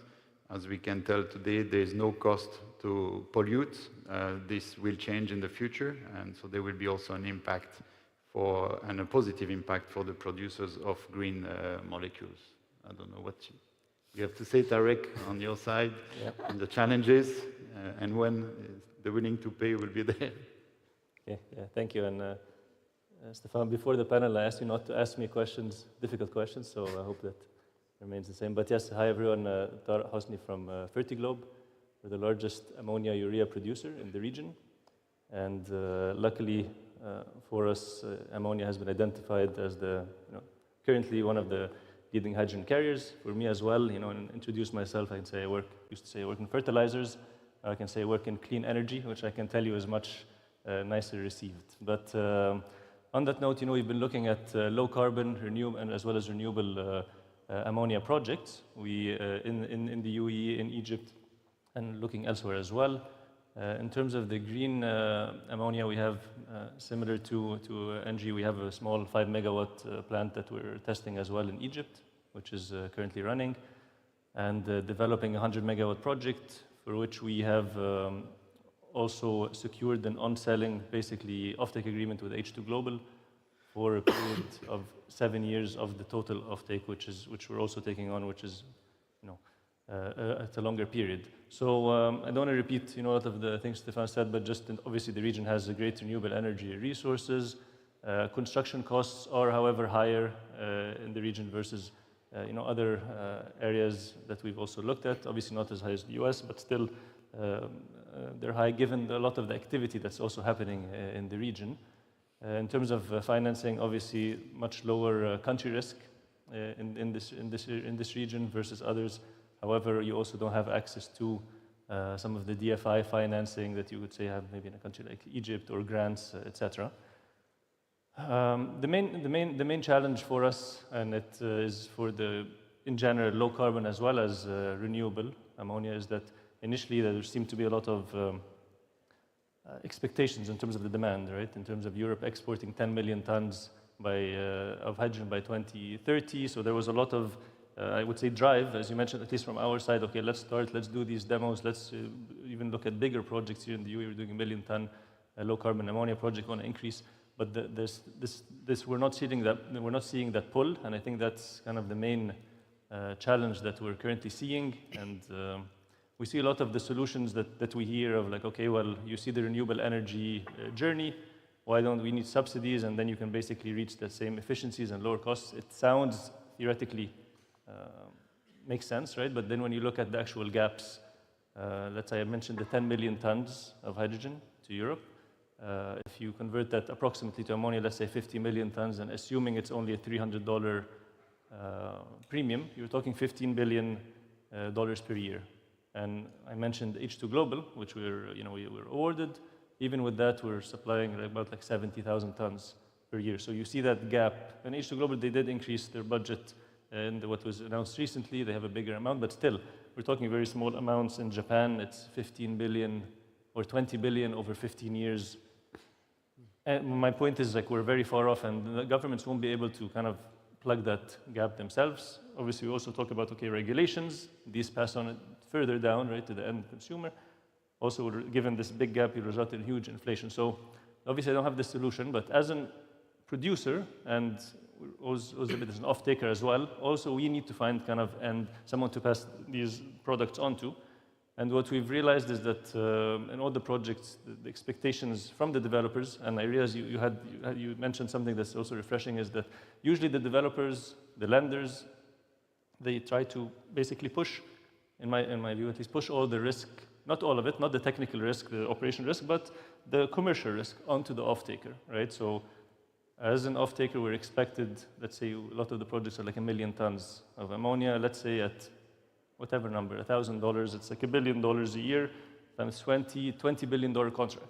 Imagine anyone going to their board to sign a $20 billion contract. It's not easy, right? With that 20 billion, very likely you'll have you need to record a big portion of that on your balance sheet. So how many projects of that can you do, right? And then in addition, you're told, okay, you need to provide the guarantee. If like you defaulted 2 years, you have the lenders we need to repay. As equity investors, we want our money and we want the returns we were expected to make. And if we had donors, well, we need to also pay them back because obviously we didn't achieve these targets. So therefore we need to. So basically, the way I see it is a lot of this risk is put on the off-taker and it needs to be distributed. Us, let's say, as off-takers or in the final user, okay, let's say we can take a 10-year commitment and we on-sell to someone that takes a 5-year commitment. But then the developers, they are willing to take that risk from year 10 to 20 somehow. On their own balance sheet. So it has to be a distributed risk because otherwise we'll be in the same dilemma, I think, for a long time. Thanks. Thank you very much, Stefan and Tarek. It's very interesting, actually, the point of the impact across the whole value chain and stakeholders, not only a developer or off-taker point, it's also the financing side of things, the society as a whole, the economy. Fully agree. We have touched upon the global and regional views. So, Andreas, it would be great to hear what's happening in UAE and how is Masdar contributing to the clean hydrogen economy. Alejandro, thank you very much. And it's good to be here on stage looking around. I'm a believer into green hydrogen by profession because I'm running the business development for green hydrogen at Masdar. I think it's the third time that we're having this summit now.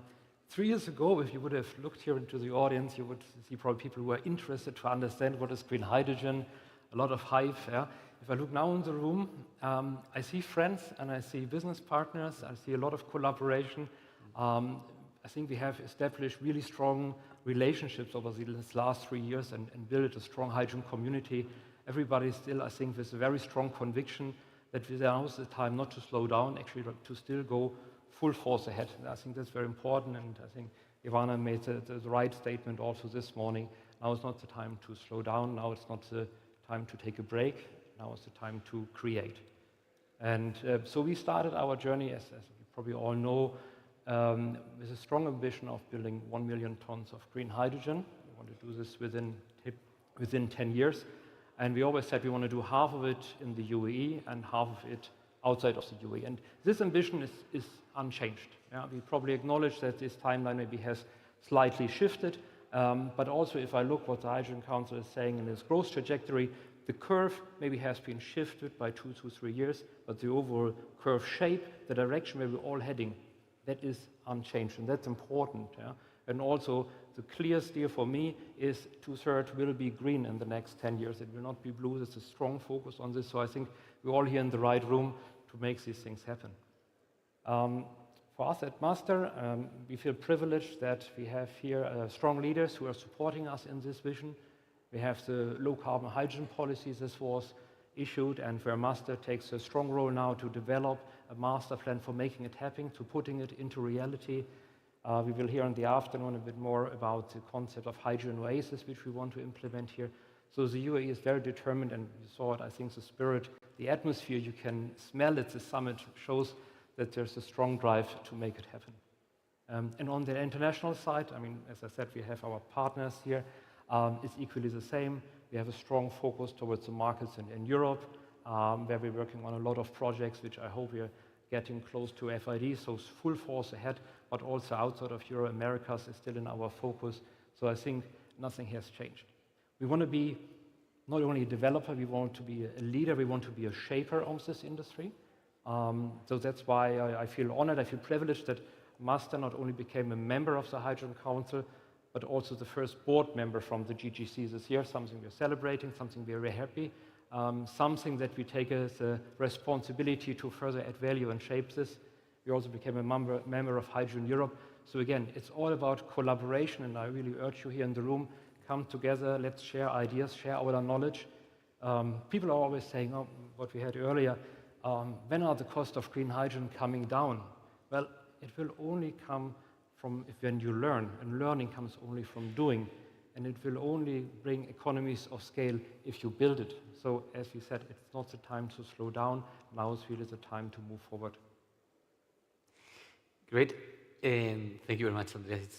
Fully agree. As we were saying before, we need to scale up, and you cannot scale up by yourself. I think we are all on the same page there.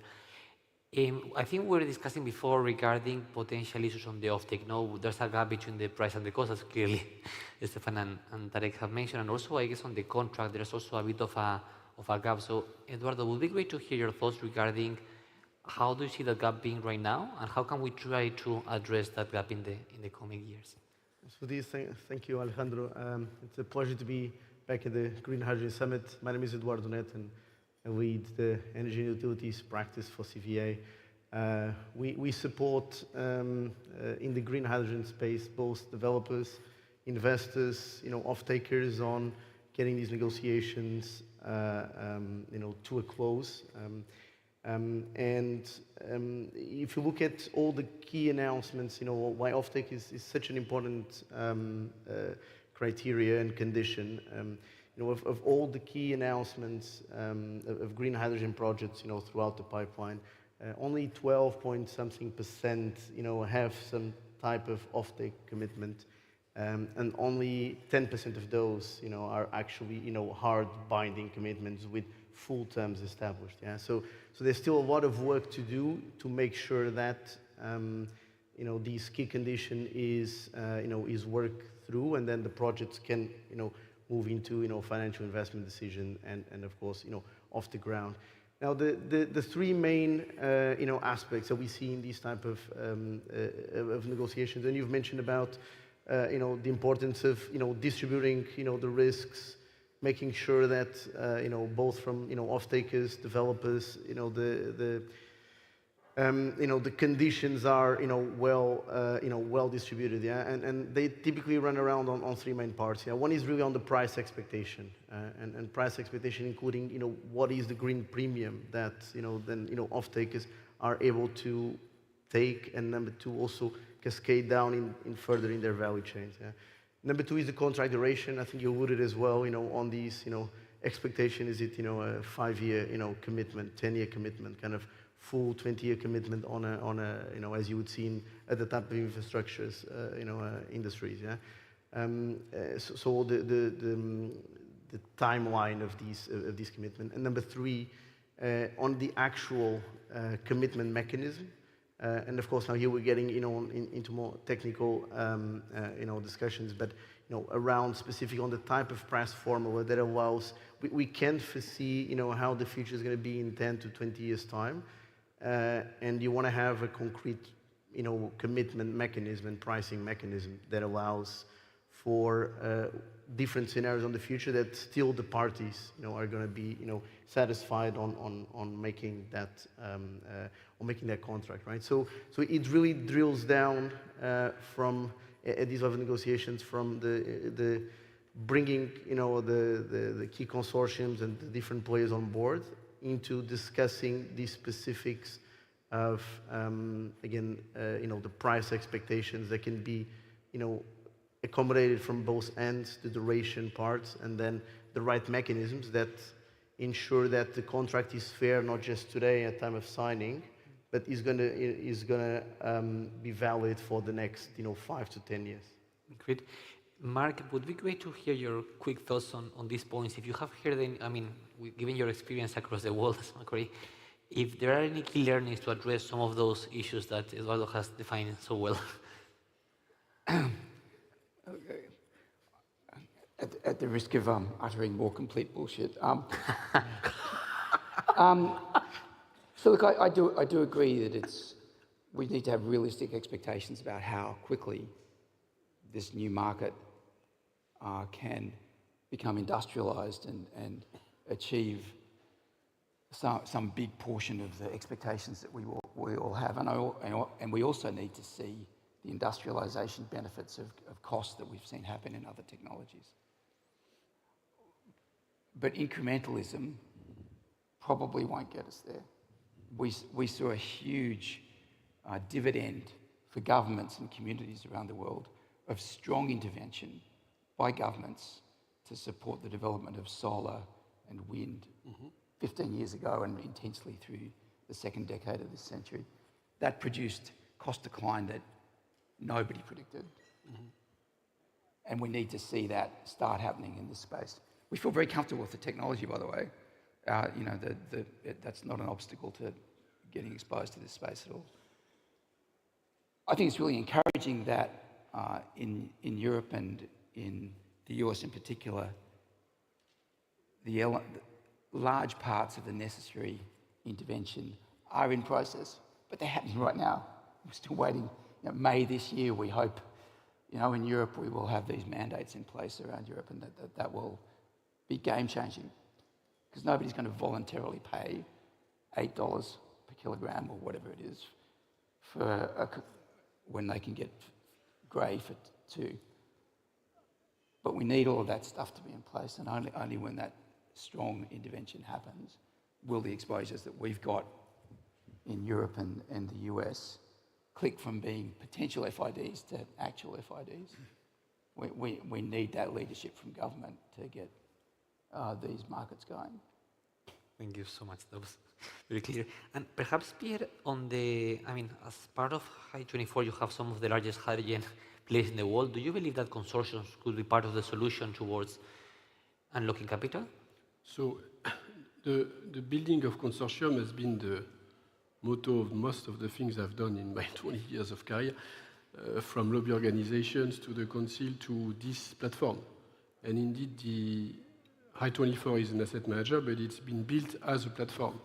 And we have embedded into our strategy the consortium upstream. So the investors are a mix of industrial players and financial players, because the industrial players wouldn't do a fund if they didn't get the leverage from the financial ones, and the financial would not come if there was no skin in the game from the industrial. So we have Air Liquide, Vinci, Total, Plug, Sharp, Baker Hughes, CMA, Airbus, and many others. And we do, it's not enough, so we also moved into doing dedicated co-investment partnership, the first one being with Masdar, because they are a significant player in the zone, and they are leading in the strategy and ambitions in the Gulf Coast countries and outside. So that's another way. And the third element of the consortium, and it's a way to bounce back to what you said on the ammonia price. The increase of ammonia by maybe 50% represents only, in the end, 2 to 3% of the price of a French baguette, 1 to 2% of the price of a can of beer. So if you don't have in the consortium the end users, it doesn't work. And that's the big issue, is we cannot only put the blame on hydrogen. Hydrogen is more costly, yes, but in the end, it's part of a far bigger stockpile. And last, to bounce back and agree absolutely what you said, on the renewable, there is one difference, is that for hydrogen, we don't need to divide the cost by 20, as we were for solar. We need to divide the cost by 2. So I'm not saying it's easy, but I think the gap is not so huge. So it's just everyone doing its steps of the challenge. Exactly. Speaking about the gap, perhaps Tarek and also for Eduardo, how do you see the role of off-takers? What kind of takers do differently to bridge the gap? Is there any flexibility, any way to support in that front? Well, I mean, again, I just don't see that off-takers have much control, but also, to Jean's point, like it's what about happens afterwards, right? So, I mentioned regulations, and maybe like if you have just regulations across all, then yes, you're increasing inflation. But if there are certain industries, where it actually doesn't have a huge impact on the end consumer, like the person eating the baguette or using the detergent, etc. Okay, then enforce it on these industries. Again, it depends on how much that will create of a demand, right? Because if it's 1% of the cost, likely it's also not a huge portion of the total ammonia that's being potentially. Again, I think this needs further. I don't have that answer, but I think that would be a good step to kind of, and then you enforce it, and then it has the benefit on both ends. So I think that would be one portion. But again, as the off-takers, we're regulated by the markets we're in, right? We can't just take a product and enforce the price on someone that doesn't want to pay because they can buy it cheaper. So it's more of a market dynamic. So.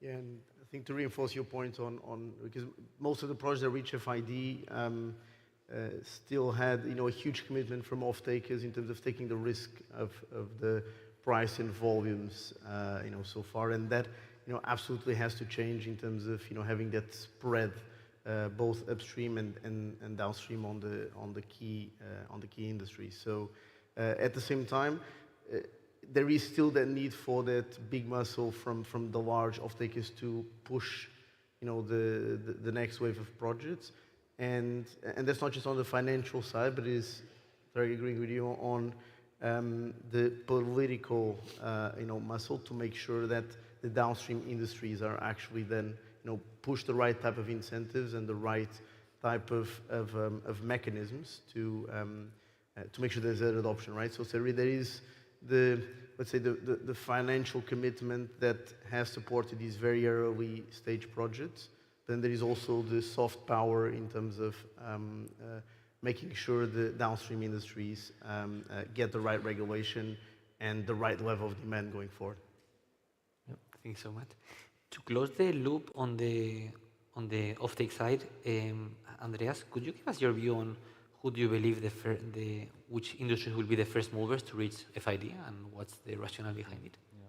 I think what you guys said is very right. It takes governments now to walk the talk, to have clear incentives, clear subsidy support mechanisms to make it happen on the one side. We see the IRA, we see H2 Global, we have members of H2 Global here in the room today. That is all needed to unlock it. On the other hand, we also need to see that where we have strong policies, quotas, maybe penalties in place, that's where markets are happening now. Why is offtake or FIDs happening in Europe? Because yes, refineries have to decarbonize. There are now binding quotas for sustainable aviation fuel. That is helping in what it unlocks. And so that's where we see a lot of action, where first FIDs are now happening. Definitely here, we are also here in the UAE, we're focused strongly on sustainable aviation fuel projects. Green steel is another project where we see first FIDs happening, especially also as we had here the successful pilot in the UAE with M Steel. So these are the industry going first. You see, I think, 240 methanol ships have now been ordered. So that's probably the next wave, maritime fuels kicking in. So a lot of sectors happening, probably with different speeds, but I think it takes, where we don't have regulations and quotas, it takes a strong commitment. And I really like what you said. We need to address stronger the end consumers to find green hydrogen sexy, because in the end, it is not so much more important. Yes, green steel probably costs you 50 or even more to produce than regular steel, but the car itself, maybe $500 more. It's negligible. Not even 150. So, and the same is if it's your flight ticket that is using ESAF. You're willing to pay a higher price when the flight tickets go up in the high season for the holiday, but when it comes to sustainable aviation, the demand is not there. So it really is up to the end customers to stand up and ask, so is this a carbon neutral product? Is it made with green hydrogen? That is the power of the end consumer which we need to address. That can create an additional pull we need to see. Thank you so much. Last question, but for sure not least, Stefan, also you have experience here with different types of archetypes, and perhaps that issue that we're looking into, how to solve the finance gap or how to unlock the capital. Do you believe we should have the same solutions for large-scale gigascale projects versus the pilots, or how are you or NG are you structuring each of them, and what are the solutions for each archetype? As human, we tend to aim very big, and so we look at very big scale and a lot of enthusiasm, but then we kind of quickly go down as well into the reality. So those opportunities are there. We are all, as developer and investor, looking at reaching FID as quick as possible.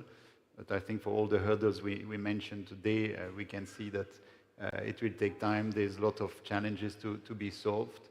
And it's important that we start with scale and then we scale up. So today it's much easier. This is what we did for projects in Australia with Yara, to find good partners, share the risk, share the development cost, share the construction cost, have realistic ambitions on the returns of those projects, and avoid project finance just being on pure balance sheet. So this is what we are doing to really unlocking and provoking and learn from those projects. So we build one with Anglo American, we have another one with Yara, in partnership with Mitsui. I think it's very important we start with the scale first, but we also at the same time looking at those big potential. The region is offering so much opportunities that we want to be part, of course, of it, but we are facing the challenges mentioned today. As human also, we tend to focus on the problems, but I think we can say that a lot has been solved already. Only a few years ago, we were monitoring, which country has a hydrogen strategy. It was not so long ago, for renewables, it took 2 decades to reach where we are today. Then we looked at which country has a policy and these kind of things, but the region is offering also great, incentives in allocating land, in offering a very good cost of electricity, existing infrastructure that we can use. Most of the key countries in the UAE have established their national champions to drive this. That's super important, with the governmental or semi-governmental entities. There is the rise of green bonds, financing. We are still, of course, missing some of the points mentioned today, but I would say looking at the positive sides, we are in a very good environment here to make it happen in the next few years. By 2030, we should reach some significant milestones, I would say. I fully concur with the positive view of things. I would just like to end up the panel by thanking the panelists and looking forward to continuing to contribute to the unlocking the capital and reaching FIDs. Thank you very much. Thank you. You have to follow me, eh? I was not.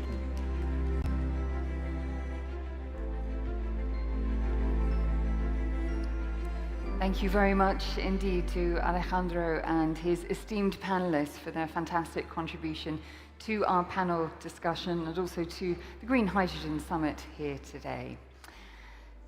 Up next, ladies and gentlemen, just before, as I stand between you and your lunch with so much talk of baguettes and croissants, it was inevitable that there is much food for thought. We hope that you'll enjoy the refreshments and the networking. My kind request is that you rejoin me here in this room, seated in your positions at 1:30 latest, where we will resume our agenda and cover important topics like hydrogen harmonization, heavy industry decarbonization, and of course the potential that hydrogen has to revolutionize aviation, a panel discussion I'm very much looking forward to moderating. Until then, bon appétit, sartène, and I'll see you at 1:30. Thank you.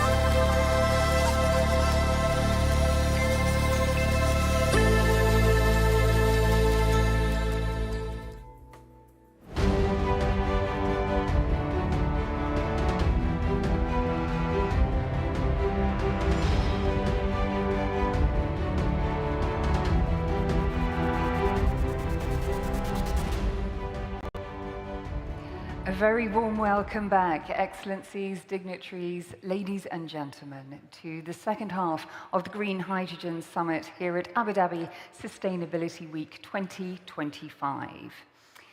We very much hope that you enjoyed your lunch and the networking, because we have a fantastic second half of the day lined up for you. In the morning sessions, we covered everything from accelerating the global green hydrogen revolution. We touched upon policy frameworks, what was essential to put in place to really attract and shape global investment. We also touched upon trade models in the hydrogen economy and the all-important topic of unlocking capital to really capitalize on the potential of the hydrogen industry. So, moving ahead, our next session will be led by Frank Waters, the chairman of MENA Hydrogen, in just a moment, who will focus on the critical standardization and regulatory frameworks essential to cross-border hydrogen trade. The panel will also have a close look at not only the certification systems and those all-important safety protocols that need to be in place to really accelerate market development, and of course they will underline the seamless international hydrogen deployment's efficiency. What do we need to do better today to get where we need to go? Before we delve into all of those topics, here to set the scene is the CEO of Hydrogen Europe, Yorgo Chatzimarkakis. Please welcome him.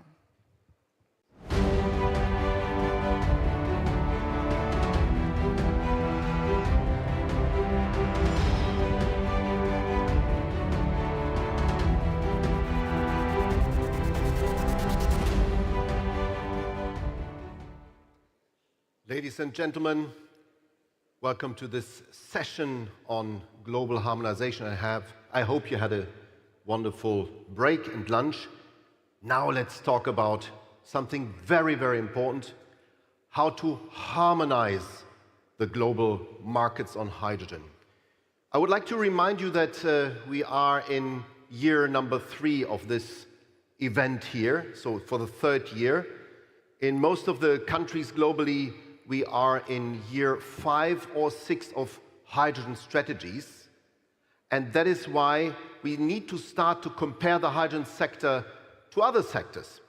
It took oil, gas and coal between 44 and 50 years in order to get a 10% market penetration globally. The renewables are at 7-8% globally. It took them 20 years, much faster, but it still takes time, and they didn't reach the 10%.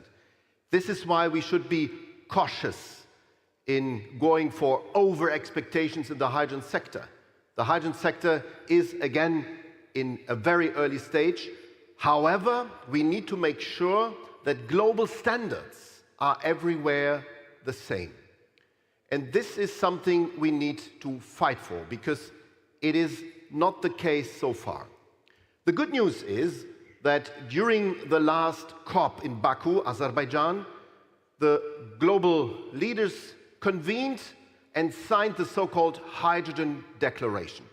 So after the big pledge of COP here in Dubai, in the Emirates, where we had the tripling of renewables, the tripling also of nuclear, and the doubling of energy efficiency, one COP later, people understood we need to do something on hydrogen, because all these electrons need somehow to be stored, to be transported, and that's good. At the same time, the global leaders, the so-called International Hydrogen Trade Forum, adopted some fundamental ISO standards. So this, for most of you, does not sound very attractive, but standards are the currency of global trade.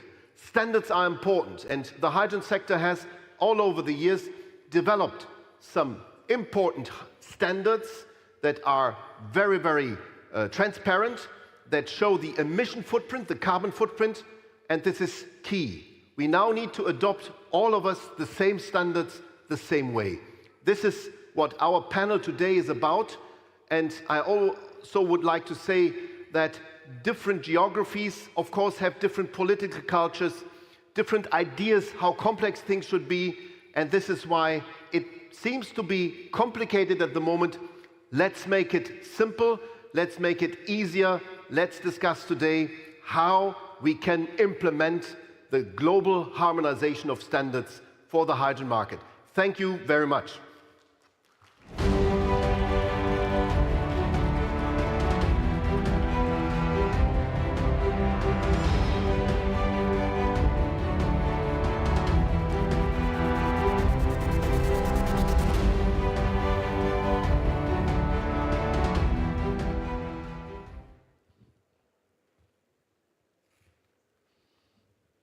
Good afternoon, ladies and gentlemen. I hope you had a great lunch. And I would like to start by thanking the organizers for making my job super easy, because if I look at this panel, I don't have to do much. All of them are top-class experts in their fields, and my job is really to cut them short, because I'm sure that if I give anybody the mic, they won't stop talking because of the richness of the messages that they have to convey.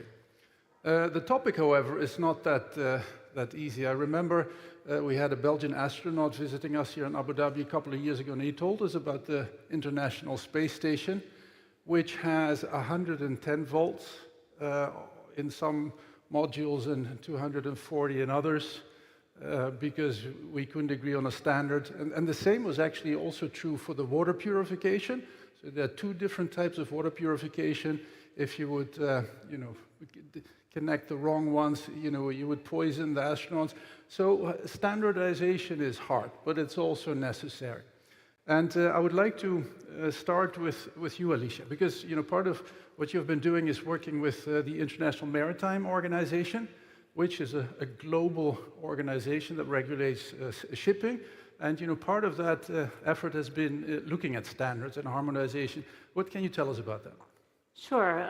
So I think a lot of people would be familiar with their biggest meeting, which was MEPC 80, that was in 2023 summer. And that's when they actually announced some major goals, a big shift in thinking. IMO had basically promised to hit net zero by 2100 originally, so not very aggressive.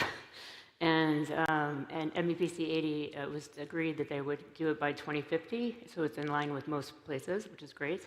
But also they agreed that they would do cradle to grave or well to wake, however you want to call it, basically a life cycle analysis of the emissions, so that you would have an emissions intensity factor, and that is how you could compare the fuels. They also agreed... It's mostly about the fuels, right?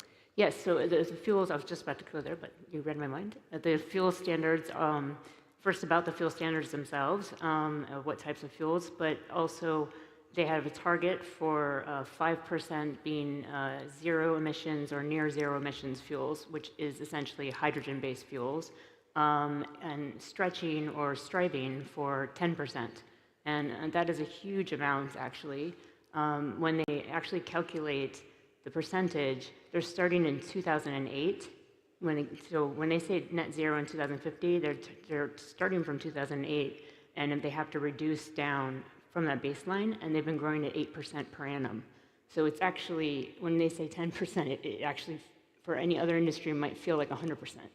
It's really, really a large amount to cut. They also agreed that they would have a number for the financial incentive / disincentive for shipping with inappropriate fuels or fuels that are dirtier than others. And that is going to come out this summer at the MEPC meeting in June, and that is being agreed right now. All of the meetings between 2023 summer and now have been very positive, and it's just been another step forward towards this agreement. But the IMO is composed of, I think, 180 member states, and unlike other bodies, each state has one vote. So it's a really difficult thing to get everybody's agendas. Like the United Nations, right? Yes, and getting everyone's agendas aligned is difficult because some countries are responsible for the problems, like my own country, and some countries are suffering from what has happened because of the problems, and they fear that some of the rules that come into place might harm them. So, something has to be negotiated well. But the new Secretary General is Arsenio Dominguez, and he is just a fantastic negotiator, an incredible person who's looking out for all of the member states. and he's in for 8 years. He just got in last January. And so that is just amazing sign. And before that, he was the head of environment. So this is very much on his radar screen. And I think we have the best chances ever of getting a really good plan moving forward that will encourage shipping companies to use more environmentally friendly fuels. Thank you. Now, if you're then looking at, let's say, a global industry like shipping is, I mean, that is the definition of a global industry. What is their thinking around, what kind of organizational structure can support the standards, that will underpin these fuels? Well, I think they've been working with a number of different entities, like the International Hydrogen. Now I've forgotten it. International Hydrogen Partnership for Hydrogen Economy. Well, everything sort of goes back to APHE, right? Which people heard from earlier. So APHE standards and ISO standards, those will be generally used. So the standards themselves are not really that contentious. About 80% of the whole shipping world, so not by population, but by like amount of shipping done, about 80% of those countries have already agreed they're going to do this life cycle analysis that will show what the emissions intensity is of the fuels. So that part is generally agreed, and that's with ISO.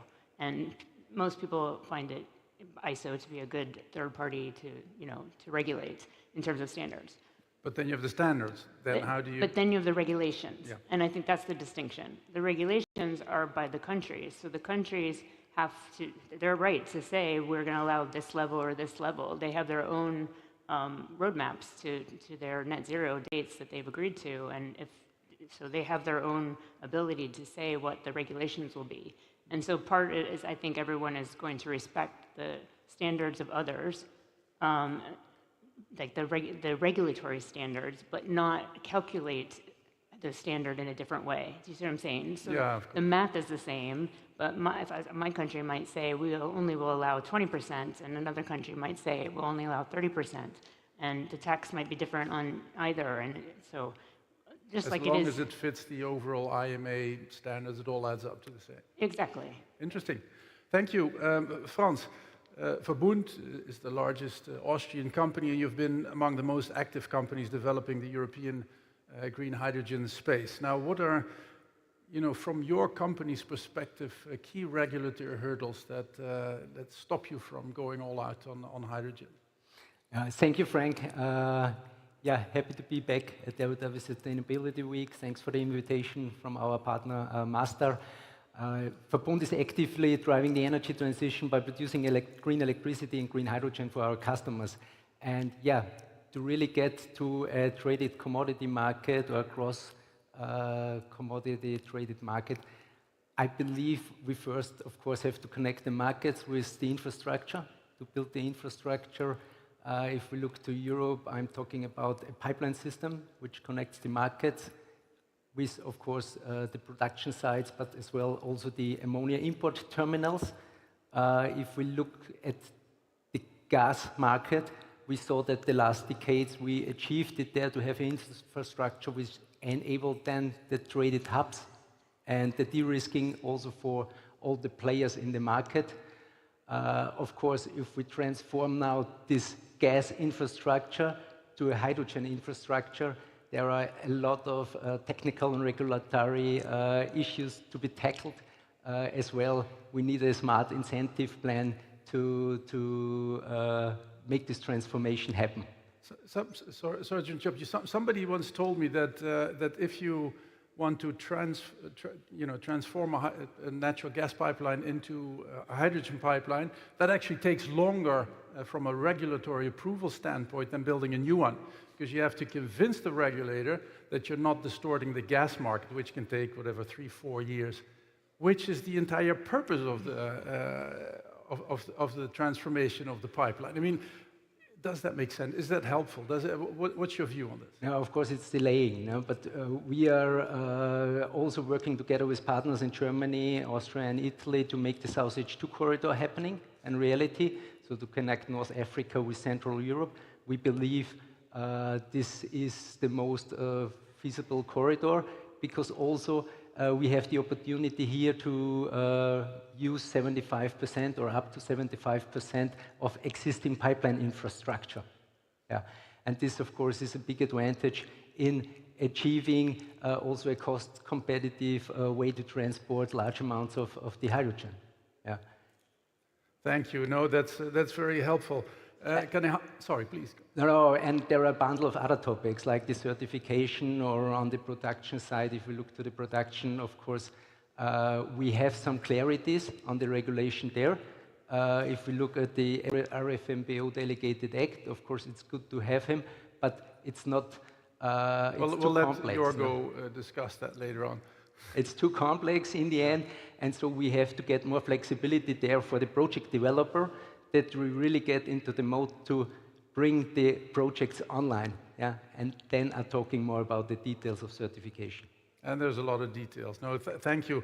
Kanehana-san, Japan has been among the earliest countries to develop a national hydrogen strategy, also with a focus on hydrogen imports. Now, Kawasaki has been involved in liquid hydrogen as the preferred transport vector. Can you explain us why that is? Thank you very much, Frank-san. Can you hear? Great question. But first of all, thank you very much for inviting me to be the panelist here today. And before answering to your question, there are three methods to carry the hydrogen between the continent: ammonia, LOHC, and liquefied hydrogen. And I don't want to say which one is best. Why not? No, I don't think so. Yeah, each method has the pros and the cons. Ammonia, the pros is everybody is handling ammonia for many decades, so they know how to handle ammonia. The con is, as you know, they're toxic, and if you extract the hydrogen from the cracking, the ammonia, it needs energy. And LOHC, pro is you can use existing infrastructure of a petrol tank kind of thing, tankers. And con is to extract hydrogen from LOHC, you need energy. And the liquefied hydrogen, pro is the most efficient way to carry the hydrogen as a carrier. And con is nobody has ever done it. And also, technically, we need some kind of a challenge to keep minus 253 degrees C, the cryogenic. And why we picked liquid hydrogen is we, Kawasaki, built the large tank for the Tanegashima space station in Japan. As you know, the fuel for the space rocket is liquefied hydrogen. So we built the large tank with a supply system, and more than 40 years ago. So we know how to handle the liquefied hydrogen. And we are building also the LNG carrier. It's a minus 162 degree. It's a cryogenic liquid gas. So the liquid hydrogen is 100 degree below the LNG, but most of the technology can be used from LNG to liquefied hydrogen. And so we decided as a company strategy more than 15 years ago, okay, we will establish the supply chain of liquefied hydrogen because we know how to store, how to transport, kind of thing. And we did a pilot project 2 years ago, and we completed 3 round trips. We built the pilot ship, so-called the Swiss Frontier, which can carry 75 tons of liquefied hydrogen. And actually, we brought the ship here 2 years ago, and your people tried to ride on the ship. But anyway, so we completed the pilot project between Australia and Japan. We made 3 round trips to carry the liquefied hydrogen between the continent. And now, Japanese government, they passed the so-called Hydrogen Society Promotion Act last year. And within that law, government is preparing $20 billion fund to support the project. And for one, probably one project for ammonia, one project for LOHC, one project for liquefied hydrogen. So we raise the hand, of course, and hopefully they pick a project. Then we will build a large ship which can carry 2,500 tons of liquefied hydrogen. And also they will subsidize the capex of a receiving terminal, and they will support the price difference between the hydrogen and fuel, the fossil fuel for 15 years. Well, I mean, yeah. But one condition is we need to take off-taker with us, because many projects in the past failed because of they couldn't find an off-taker. So off-taker is very important. So I cannot tell the name yet, but we already found the off-taker. So we will raise a hand, and hopefully government will pick us as one. No, thank you very much for that. And yeah, we should all thank Japan for, again, taking the lead. And $20 billion is a sizable amount of money, especially to convince people like Mohammed. I mean, you took him on the Swiss frontier, and I believe Mazur is actually looking at the liquid hydrogen project. Mohammed, at COP28, Abu Dhabi announced the low carbon hydrogen policy for the Emirate. What is Masdar doing in that context? Well, first of all, thank you very much, Frank, for this amazing panel. I'm really enjoying it, even being an audience as I sit here on stage. It's quite impressive. And for me, I think when it comes to harmonization of global standards, I think it's one of a very important enabler that help us all to push the green hydrogen from being only a concept that is sometimes doubted into the next reality of life. We need to, collaborate more than compete at this particular stage. I think when it comes to UAE was amongst the first to announce the national low carbon hydrogen strategy, whereby we have committed to 1.4 MTPA by the year 2031. The 1.4 comprise of 1 MTPA green and 1 MTPA blue. Abu Dhabi as a champion of Masdar as a champion of Abu Dhabi Inc. We are committed on the green hydrogen. We're colorblind, similar to my Kandura. We only see green. So we, not only I have the most awkward title in the world as a chief green hydrogen officer, the one and only, but we're much determined and focused on the green hydrogen as being the way forward, while we also consider the bigger spectrum of the energy mix. Department of Energy, being the policymaker and regulator of Abu Dhabi, has issued back in December 2023, during COP28, the Abu Dhabi Low Carbon Hydrogen Policy, which was trying as much as possible, to align with the international regulation and governance in relation to classification and standardization of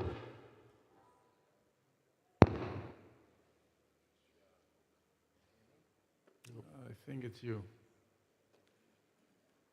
The killer is in the house. Okay. We need a mic. Yep. Hello, can you hear me? So with this, firstly, Abu Dhabi has aligned itself with the bigger picture in relation to the international regulation standardization when it comes to the classification of green vis-a-vis blue, though nowadays we don't like much the color coding. We like to call it according to the carbon intensity.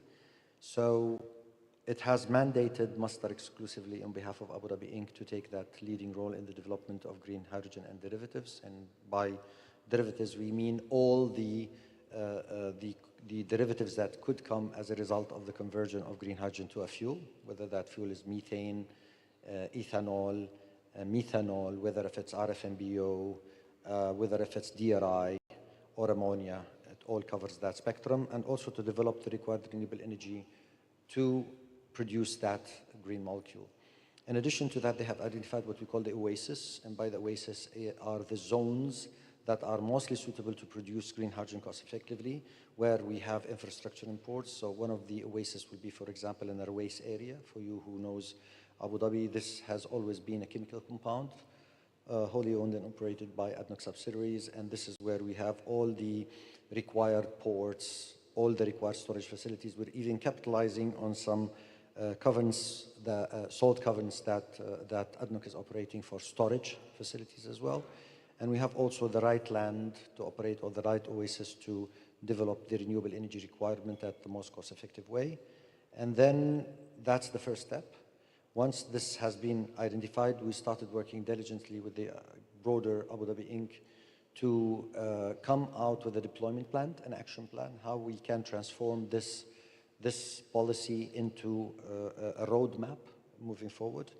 And I think we are at an advanced stage where we are continuing the engagements with the different players, whether we're talking about Abu Dhabi National Oil Company and the development of the connecting pipelines between the different ports, or the different, what we call oases, where we can not only consider them for green, if we continue the color coding, but green and blue based on mass balance. That could also improve in the costing, in the cost of production of low carbon hydrogen. And also working with the TAQA on the transmission mains. We are planning dedicated transmission mains that will take the green electron where it's produced at the most cost competitive way, whether wind or solar, to where the green molecule is being produced at the most cost competitive. And we do that all with perfect alignment with European regulation when it comes to the classification of green hydrogen, if you will. Thank you, Mohammed. And this is a fantastic segue to Jorgo, who already gave us a little bit of a flavor of his thinking. I mean, I know that you've been working hard on improving the onerous European, standards that stem from some anxiety about the grids and the additional burden on the grid that some people think is important. But of course, you don't agree. Now we have something. So the question is, are you now trying to change that, which will lead to more delay, especially now because the United States has 45V, which is slightly better? What is your view? What should Europe do in your perspective? First of all, I would like to say to Mohammed, thanks for bringing us all together. This is a fantastic conference, and the hydrogen sector needs that Global Hydrogen Day where we can discuss on very high level these things, and really congratulations to that. You brought it to the point. You don't like the color code anymore because it's not about colors. It's about carbon content. And I think if we would agree upon the 3 C's, carbon content is the new currency. We need to be able to account it, to understand how much of carbon content does the hydrogen that comes from Austria, which is very renewable, or that comes from possibly Azerbaijan, Baku, which is cleaned up. What's the carbon content? And here we need a joint, maybe a global way to look upon it. And on global level, we have some ISO standards that look into transparency from cradle to grave. That's important. We are proud of it. But honestly, we have been attacked by some NGOs, by some people who prefer electricity. Because if we compare the rules for hydrogen, they are much harsher than the rules for electricity. If you would start with color codes and electricity, you would see that it would slow down this sector enormously. That is why it's important to agree that this carbon content is important, number one, and then to come to align in ways of, well, putting a label on it. We are about to develop a digital product passport, which gives you an information like a food label on the purity of the hydrogen, the origin of the hydrogen, and whether or not it complies with rules. We have seen that in the US, last days of Biden administration, the rules have been adapted or changed. In Europe, and that was your question, the rules are extremely complex. They are over-complex. I have had. But should we improve them right now, or should we rather, provide stability and clarity? Because that's what we're hearing from the industry also. People say, well, what if you're going to change? Then, what is my investment going to do in the future? I want to be very honest to you, because I had last week a meeting. It was the first meeting of this new commissioner, the new commissioners on energy and on the climate. So it's the new executive vice president of the commission, Mrs. Ribeira.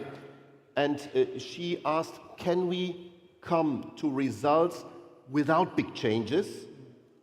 And my proposal was, let's start with lead markets.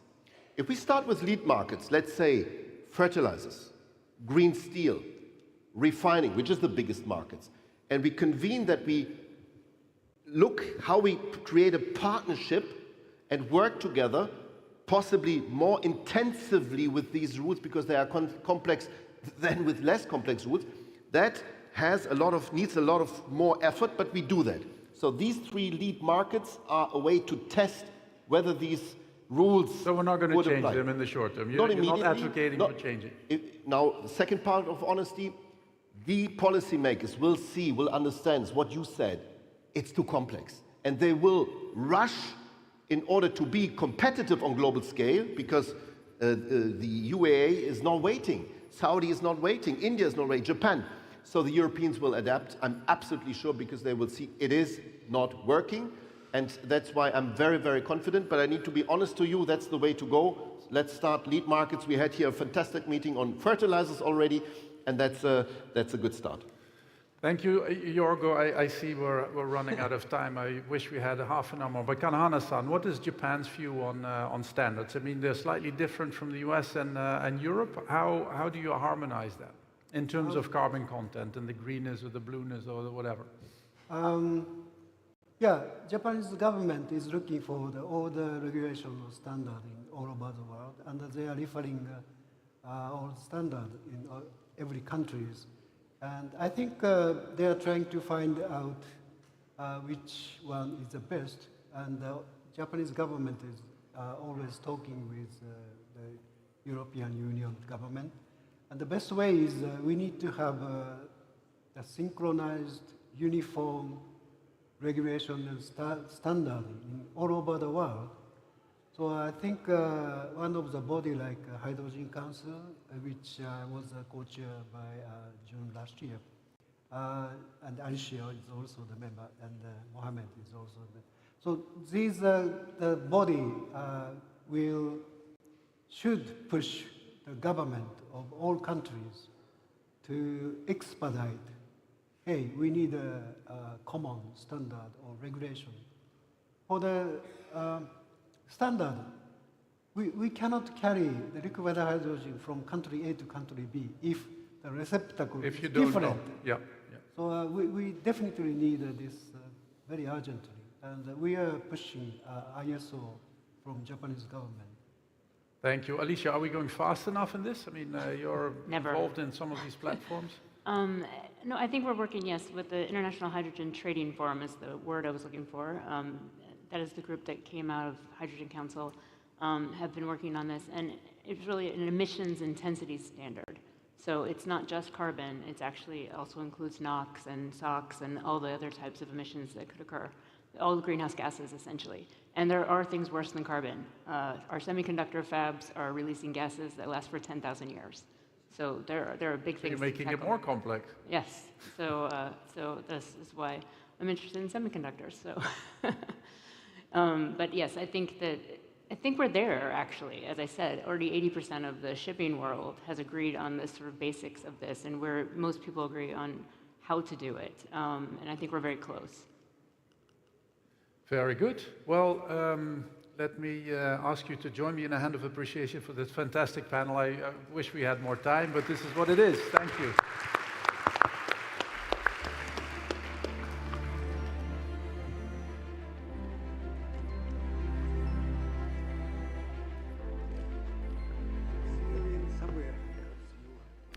Our thanks to Frank and his distinguished guests for their contribution to our summit here today, ladies and gentlemen.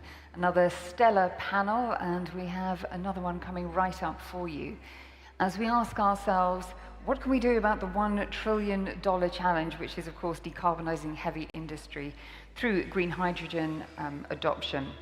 We have a strategic panel made up of experts in their field and leaders in the industry as they examine the viable economic models and technological solutions for industrial transformation. I'm delighted to say that you have a distinguished speaker as your moderator. He is James Schofield, and he is the Deputy Director of the Industrial Transition Accelerator from the Mission Possible Partnership. Please welcome him and his guests.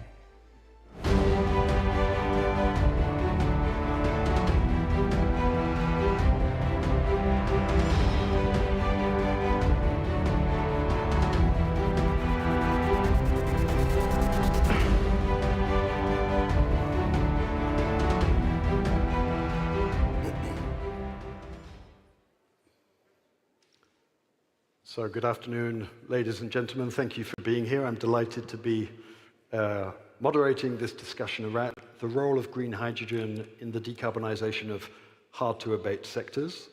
I'm James Schofield. I'm the Deputy Director of the Industrial Transition Accelerator.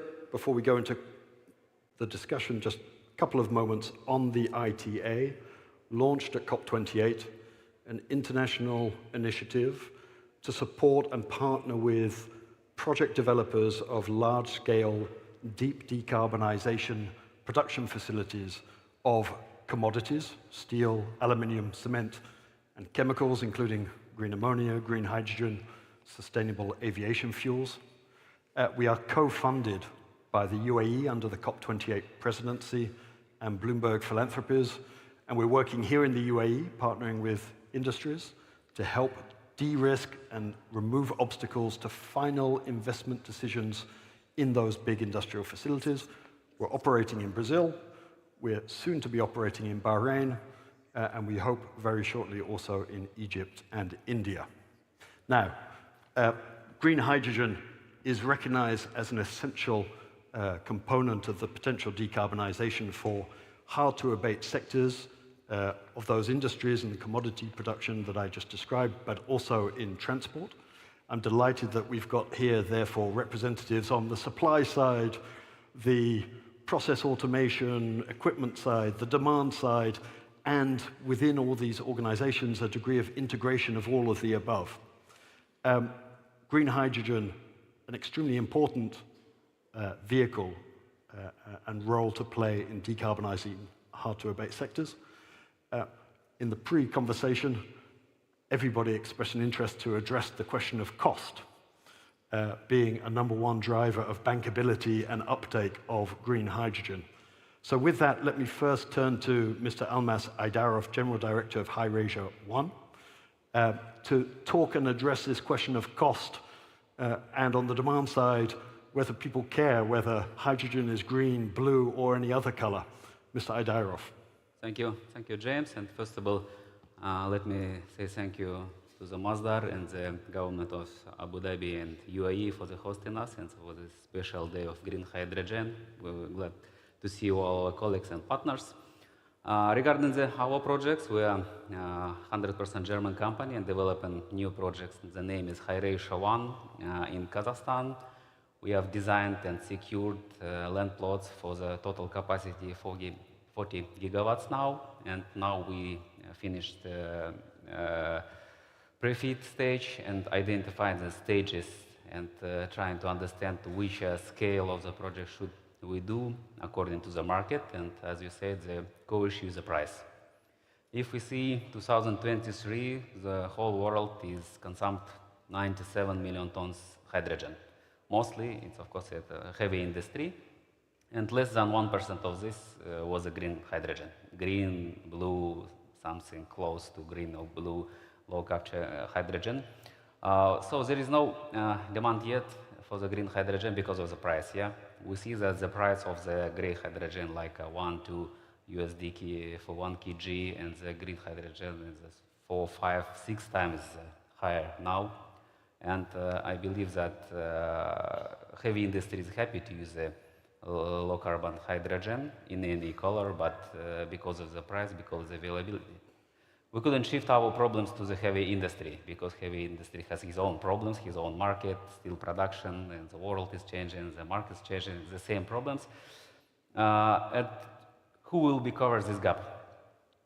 In our view, we have to move from the both sides.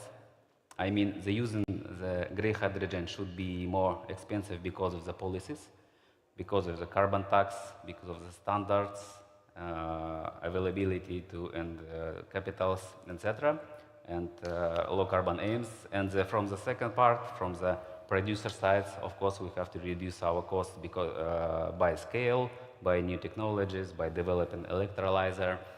But we believe that it will be achievable the next 2, 3, maybe 4 years, we hope, if the war issues will not developing and increasing again. And I'm just from China, and what we see, we understand that China now is more than 50% of the green energy market, and we see that in some products of the green, the China has achieved they shrink the gap between the price for the normal methanol or green methanol.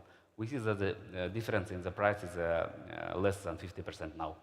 So it means that models is working and it's achievable, and of course we have to find the new technologies, we have to unite it, we have to bring very cheap finance, especially for the capexes. Otherwise, we will face a new crisis with the prices. For instance, in our hometown in Germany, I mean, for the citizens, the cost of the 1 kilowatt now it's something around 30 US euro. In such kind of the price, the citizen doesn't care which color is it. You couldn't pay so lot of money for the energy, and if you will face this problem, you will again back to the old technologies. This is a problem which I think it's not new, all speakers talking about from the different cases, but the core issue, we have to solve the gap issues. And we're working together with our governments. Some governments is much developed. For instance, in the Kazakhstan, we still didn't provide special legislation for hydrogen, for the green hydrogen. The hydrogen is still in our legislation like a technical gas. This is the solution and what we are looking for in UAE, how the UAE and the Gulf countries is identifying the green hydrogen, and especially in the list of the green energy. Thank you, James. Thank you, Mr. Aydarov. Let me turn to Dr. Joe Pratt, CEO of Zero Emissions Industries, a technology expert going all the way back to the US National Fuel Cell Research Center. Dr. Pratt, what are the most promising technology vectors to boost that demand and supply where the barriers to entry and uptake are lowest? And I know you have a particular focus on the transport sector, so please feel free to focus your comments on that sector. Great, thanks, James. I think what we're seeing now is the places where hydrogen is already used in heavy industry, whatever the color is, are the easiest from a technological perspective to deploy green hydrogen. Hydrogen is hydrogen no matter what the color is when it comes to the end use. So something like ammonia production is pretty simple to transition over to green hydrogen if you have the hydrogen available. It's the same exact process. Mr. Singh may be able to talk more about the steelmaking technology needed to transition that, but any place, hydrotreating of crude, et cetera, it's a pretty simple technologically. If we look at, and I agree with everything that was just said, my belief is that hydrogen has to be much cheaper than fossil fuel, regardless of the color, in order for it to be adopted in energy and transportation. So we need to look at technically where are the areas that are adding cost to the hydrogen supply chain. An example is in transportation sector in the United States. We can make hydrogen for about $1.50 US at the gate using natural gas today. By the time it gets to the hydrogen fueling station where the Toyota Mirai or light-duty car fills up, it's $36. So where did that $34 come from? It's in the compression or liquefaction, it's in the trucking, it's in the cost of that fueling station, which is incredibly technically complex to be able to increase the pressure to 1,000 bar and cool it to -40. All of these technical steps add significant cost to the end molecule to the customer.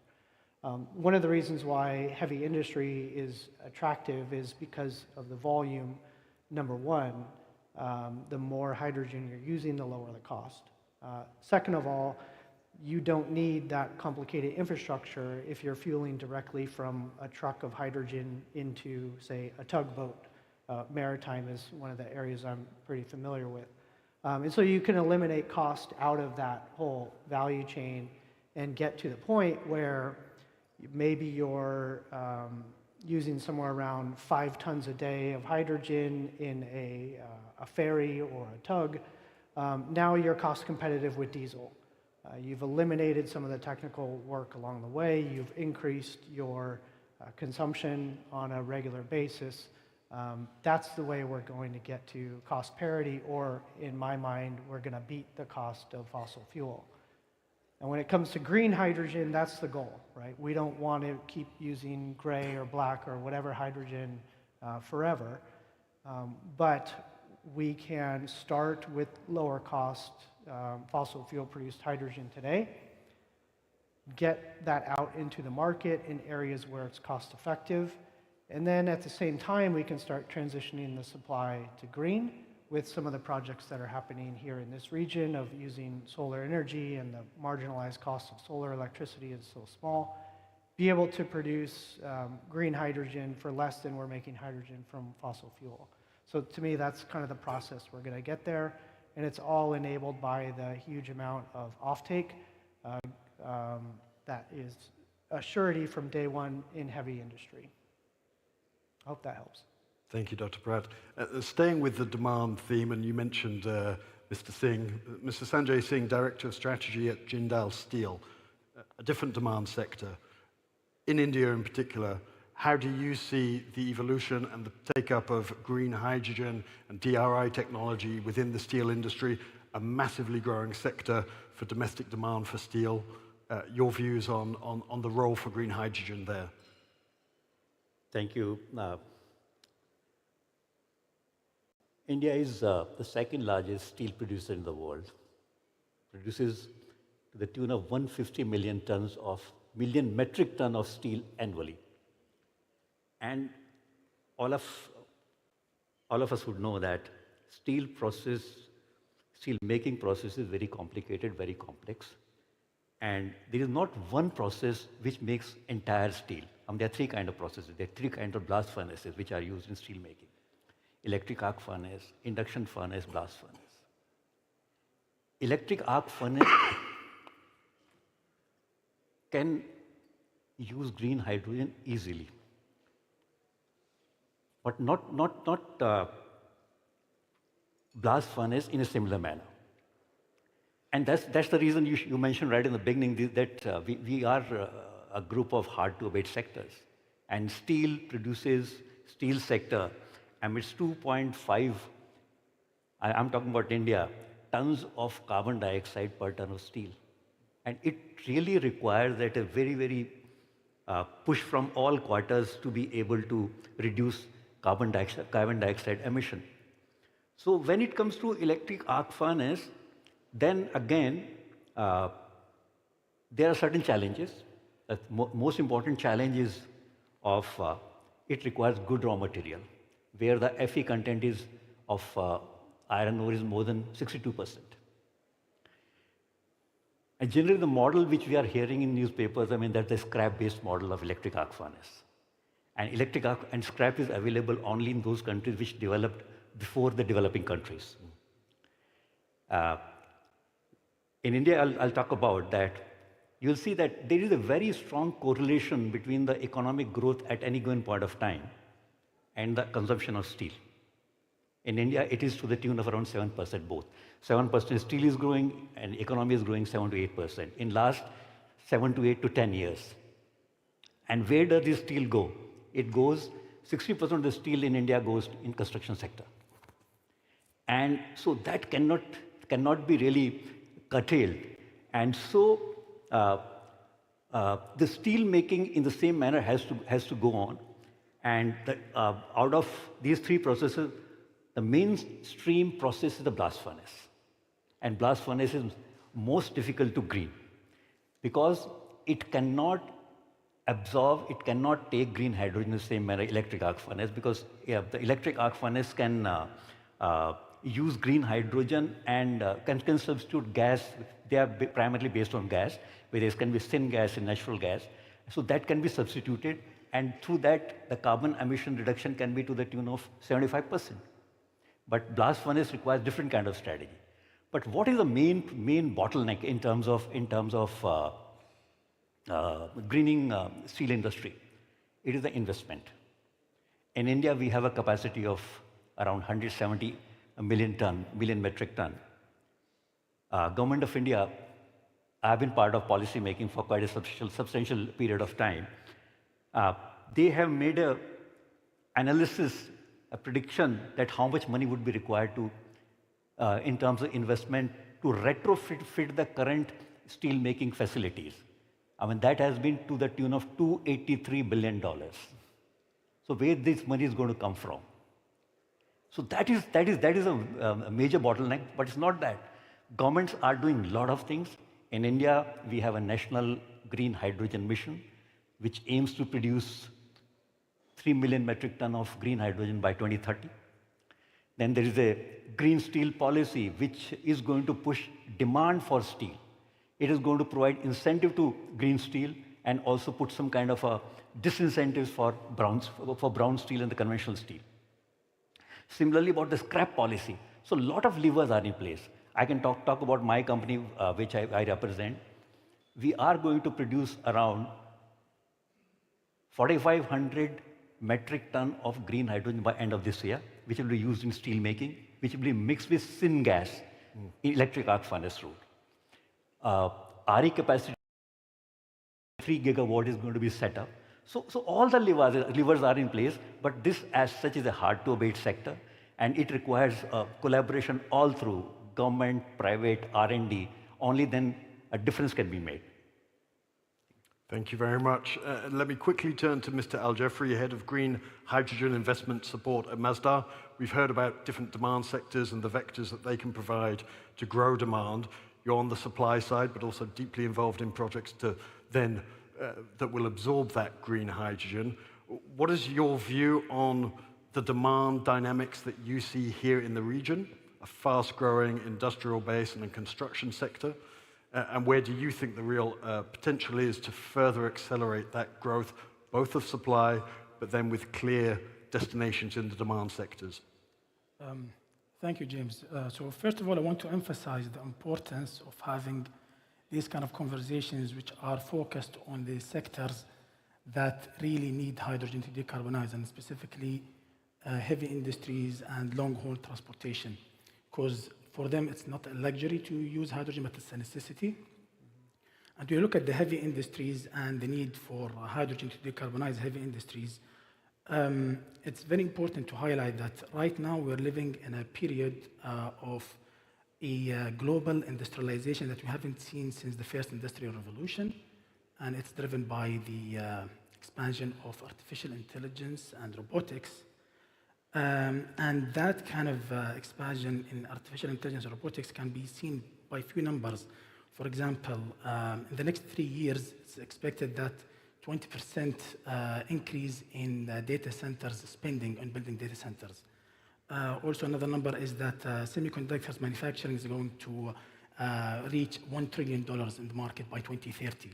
So these market trends, you can also project that other industries that are also impacted by artificial intelligence and robotics are also going to expand similarly. So, for example, healthcare and education, all of these sectors are going to be impacted. Now, all of these sectors, when they kind of grow this much and the infrastructure requires a lot of investments, this also comes back to the heavy industries products demand in steel, chemicals, aluminum, refinery products. All of these are going to increase in the demand. Now, to solve that thing, you need an energy system that will be able to supply that demand from the heavy industries, but also you needed to make sure that you also achieve your decarbonization targets. And as we say, the solution is an all of the above solution where you will need hydrogen, you will need carbon capture, electrification, batteries, and many other solutions. Hydrogen is very unique because, well, first of all, it's playing a role in decarbonizing many of these hard-to-abate sectors. And also hydrogen is a product that can be transported across regions. So you produce hydrogen wherever it's cheap, and then you transport it wherever it makes sense to consume. And that comes with opportunities and challenges as well. But if you look at the view moving forward, back to the question on the demand and the cost, currently hydrogen is still a nascent market, and the cost will go down with time, definitely. But in the short term, the rapid increase in the demand for these heavy industries is growing at a faster pace. And that gap needs to be bridged by policy and regulation, and that's very important to be implemented as soon as possible. And we see really good examples in Europe, for example, to decarbonize refinery and other specific heavy industries. Longer term, definitely the cost of hydrogen needs to go down, and there are kind of ways to go about that. First of all, you will need to kind of start small scale and then grow big. That's very important. You will need a lot of technological advancement, economies of scale, as I've said, as well as effective partnerships.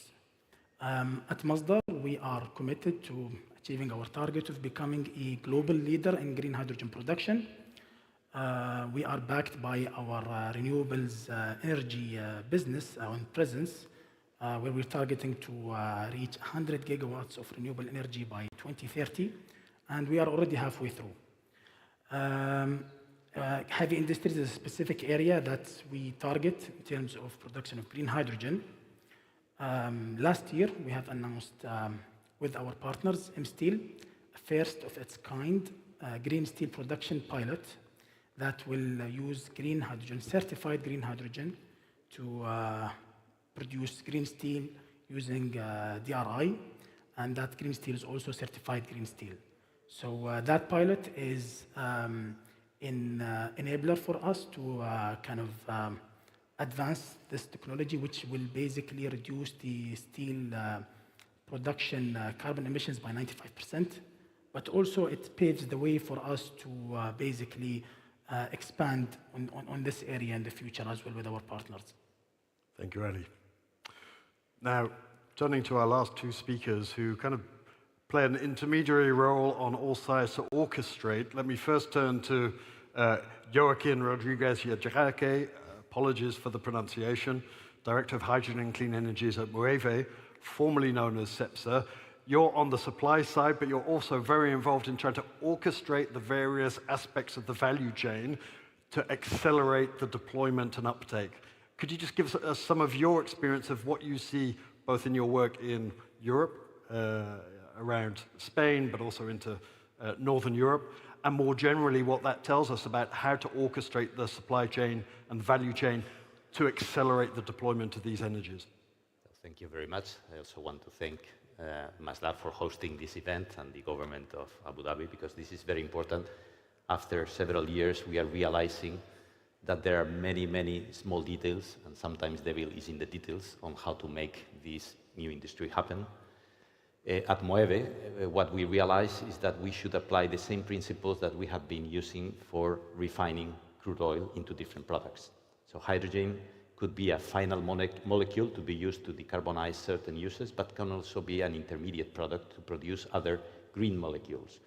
We talk about green molecules for heavy transportation. This is our business. We want to help our customers decarbonize. We talk about aviation companies, maritime companies, road transportation.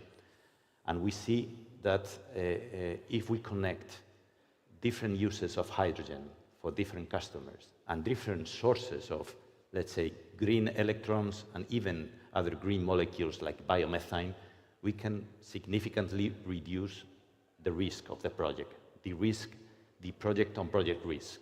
So we can source electricity from different wind farms with PPAs, solar farms, Biomethane, and I mean biomethane because there is another way to produce hydrogen, green hydrogen. It's not only electrolytic, it's still using what we have been using for several decades, which is the steam reformers. But replacing natural gas with biomethane, we can produce green molecules. Why we de-risk then the entire project? Because we have alternatives. Power can be used in the electrolyzer, but can be sold in the market as power.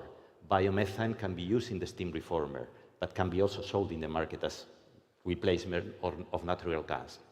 Then in the production of hydrogen, we can use the electrolyzers, but we can use the steam reformers. So to help produce hydrogen very stable, baseload, what is required by the final user of the hydrogen, is important that we have all these mitigations. And finally, on the downstream, yes, we are producing this hydrogen to then use it as a feedstock to continue refining crude oil, but with a lower carbon content. So we will produce lower content gasoline and kerosene. But we are starting, and we are already undergoing construction of biofuels, so biodiesel, where we mix recycled oils with green hydrogen, or SAF, no, the Sustainable Aviation Fuel, eSAF in the version that is purely green, no? And also marine fuels, like ammonia or methanol. And why all this combination? Because again, we have several markets where we can sell the product.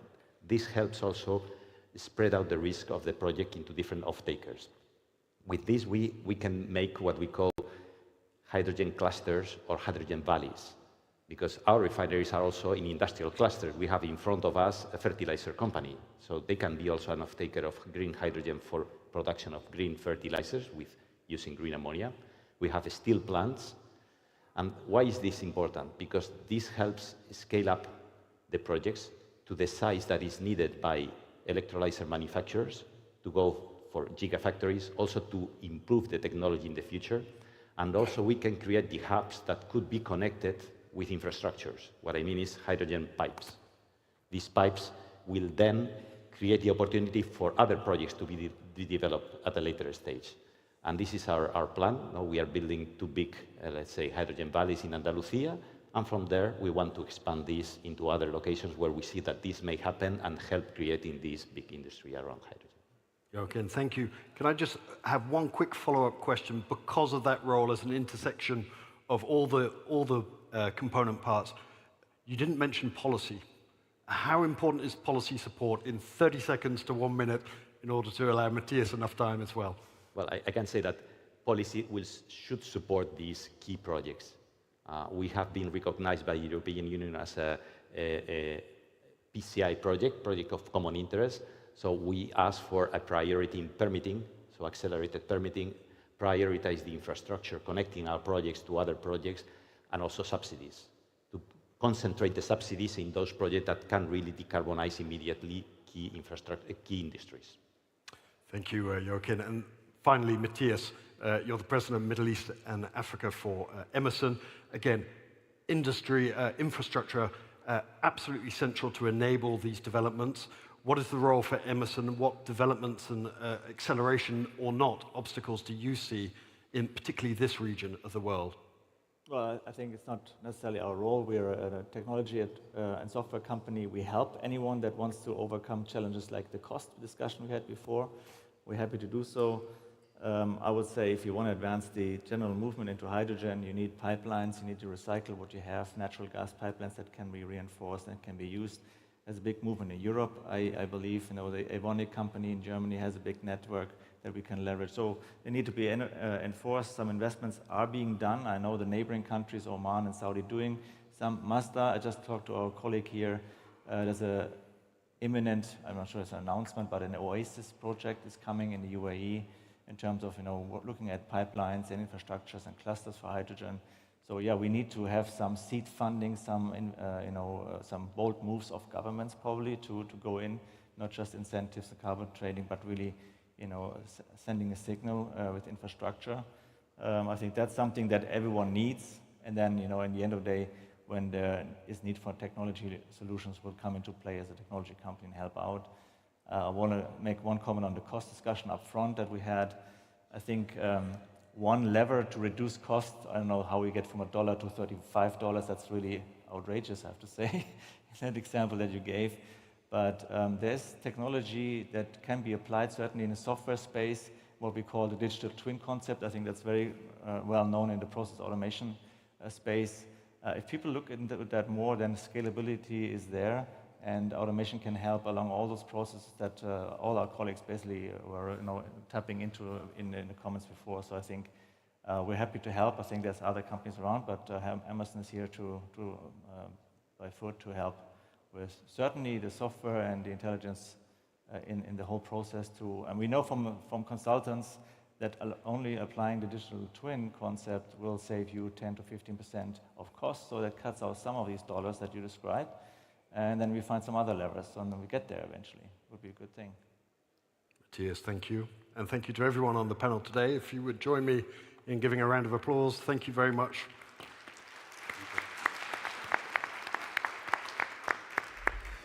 Thank you. Thank you.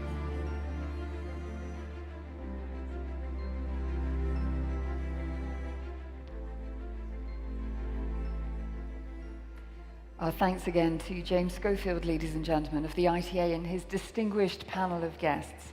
And as they leave the stage, we are resetting it for the next panel discussion. I'm delighted to be your moderator to chair the discussion as we look at aviation, turning our attention to the sector and where we stand in terms of its preparedness, its readiness for hydrogen. So please join me in putting your hands together for my guests as they make their way to the stage to take a seat with me.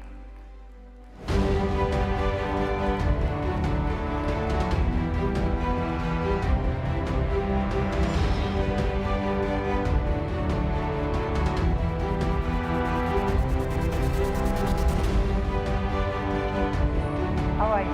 Nice to see you. Hello. Lovely to How are you? see you. Good to How see you you. doing? Hi. Gentlemen, it's wonderful to have you here. Hello. Thank you for being here today. Please do take a seat.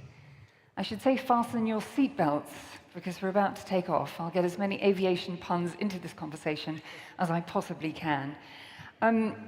As we know, ladies and gentlemen, the aviation sector is responsible for a significant amount of greenhouse emissions. So when it comes to the future of aviation and where we go from here to make it more sustainable, of course, the sector is considering hydrogen as a viable entity. But that is the right word. How viable is it? What feasibility is there for hydrogen to become fully integrated into the aviation sector? And indeed, what are the challenges that we need to overcome, be them technological, infrastructure-wise, regulatory, dare I say it? We've had a lot of talk about cost as well from this morning onwards. So how do we make it a going entity? Before we get into the details, let me introduce my fantastic panelists to you. To my left, I'm delighted to say that Kuljit Gata Ora is the president for the Middle East and Turkey and Africa at Boeing, ladies and gentlemen. Please welcome him.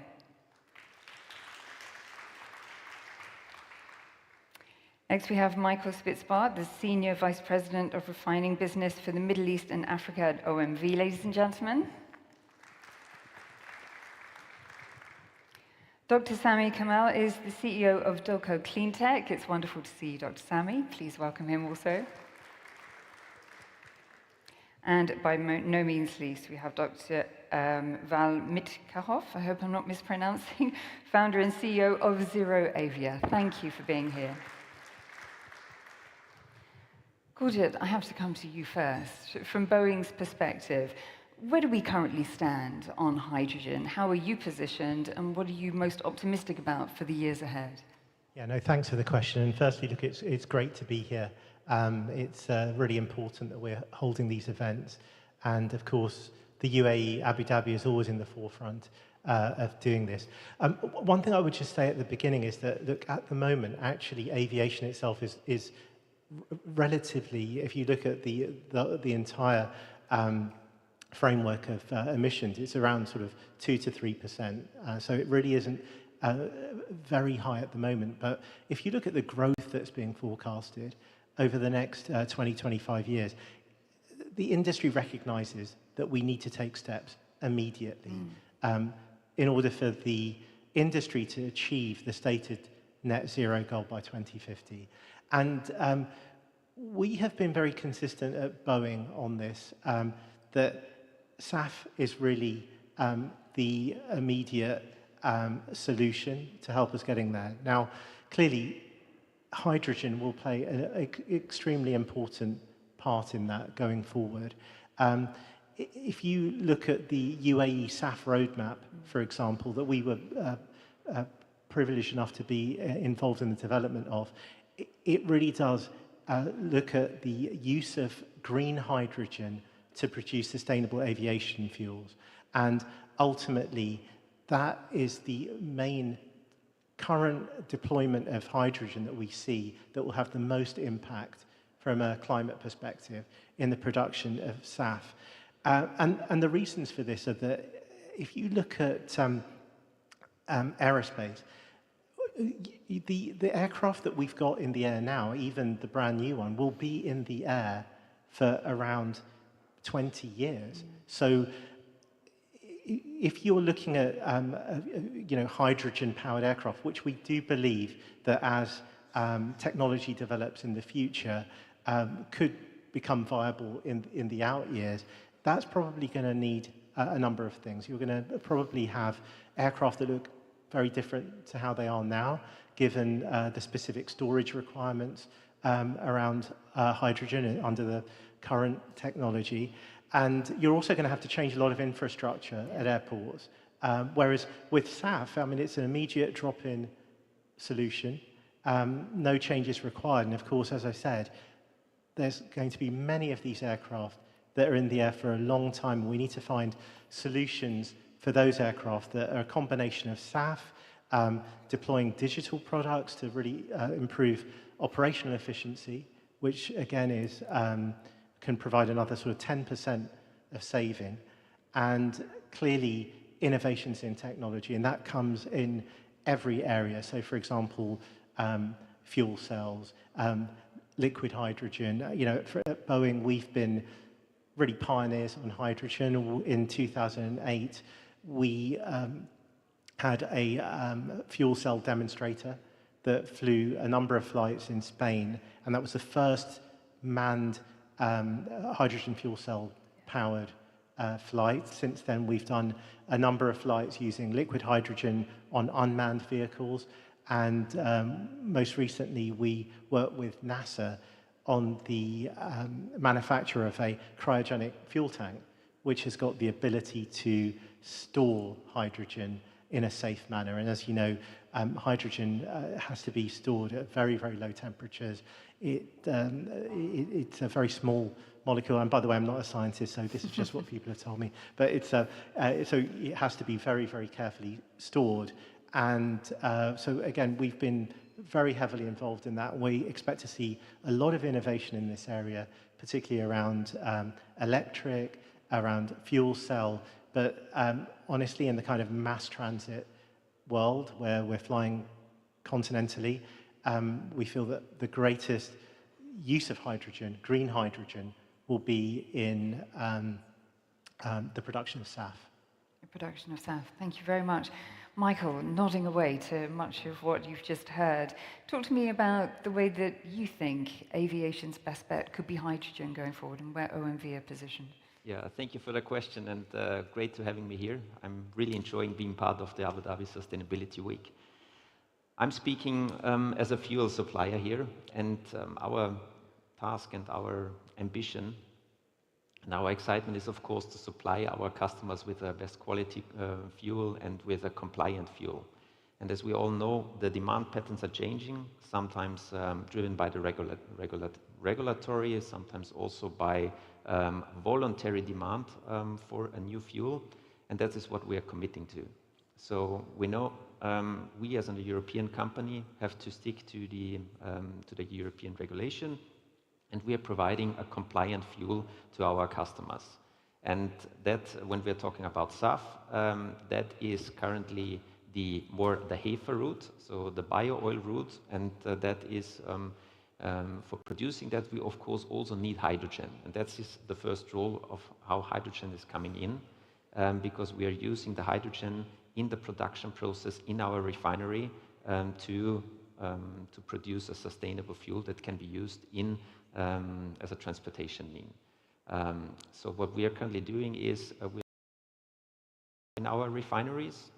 We're proud that we are in the commissioning phase of a 10 megawatt electrolyzer in Austria, which is the biggest one in the country. We are working on another 200 megawatt electrolyzer, also in Austria, that is also producing significant amount of green hydrogen. And this green hydrogen is then used to decarbonize our operations, our Scope 1 products. Of course, in the mid-future, we're also going to use that, or we could use that green hydrogen to produce synthetic fuel. And then when we combine it with the CO2, biogenic CO2, producing e-methanol out of it, and out of the e-methanol then eSAF or e-olefins. And there we have own technologies.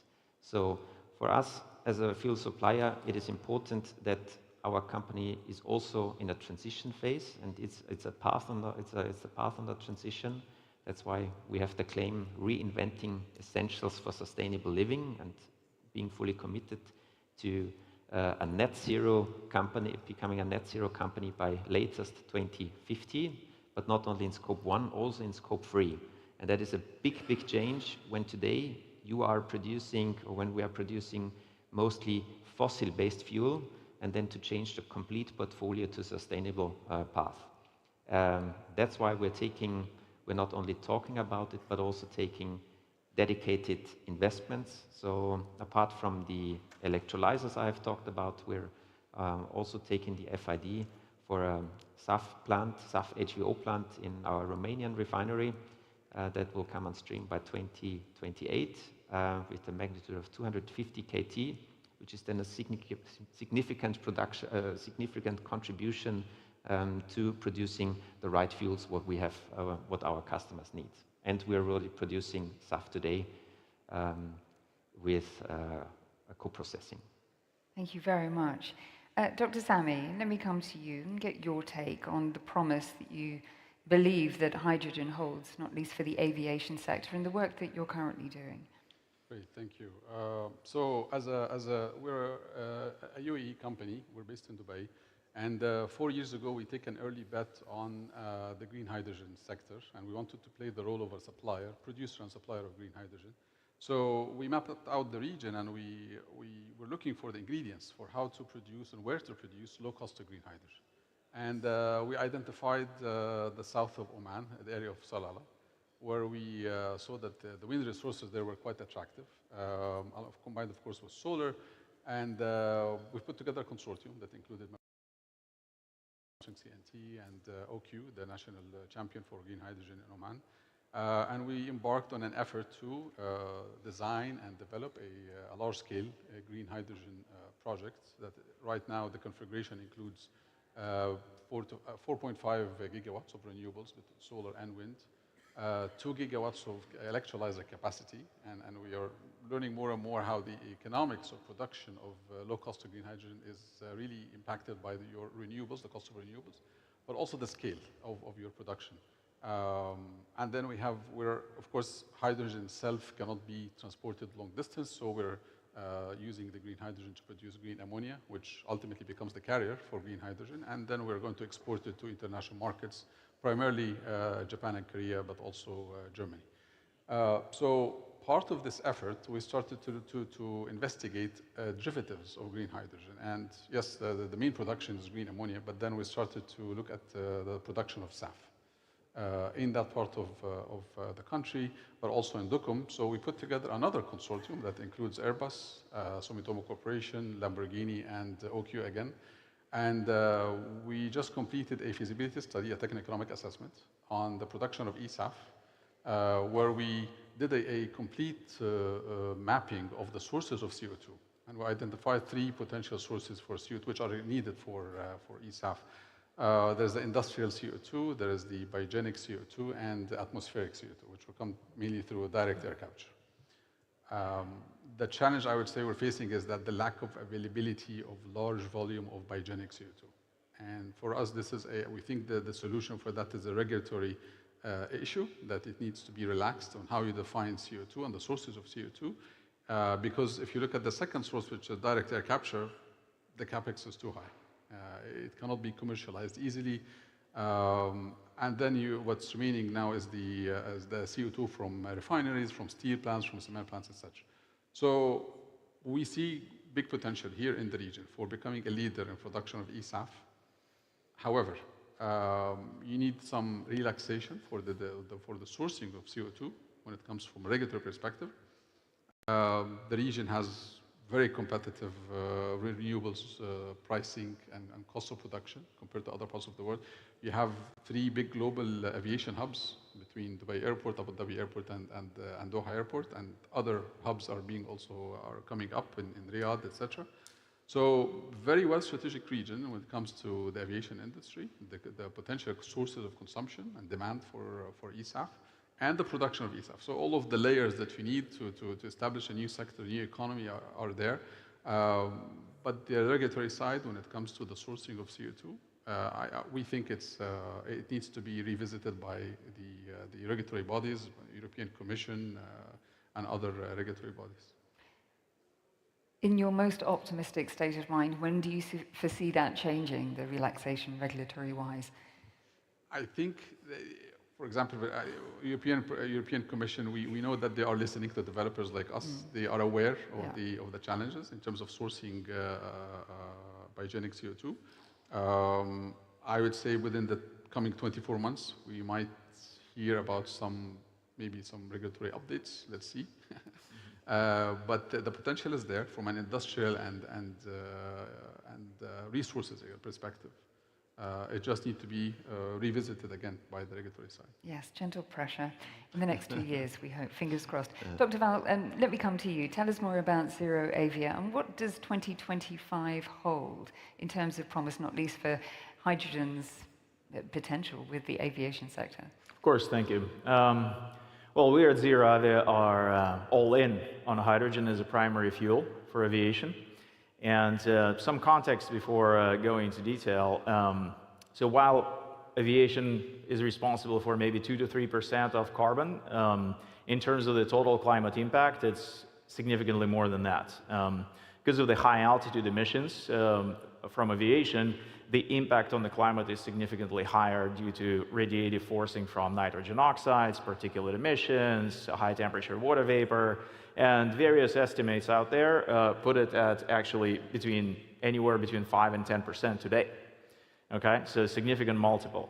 And if you look at all the other industries like power sector or ground transportation, where we have a lot of technologies to drive reduction of the impact, and you project the growth of aviation over time, then by 2050, 2060, you can see 25, 30% of the total human climate impact from aviation. So that becomes an existential crisis for the industry if we don't do something.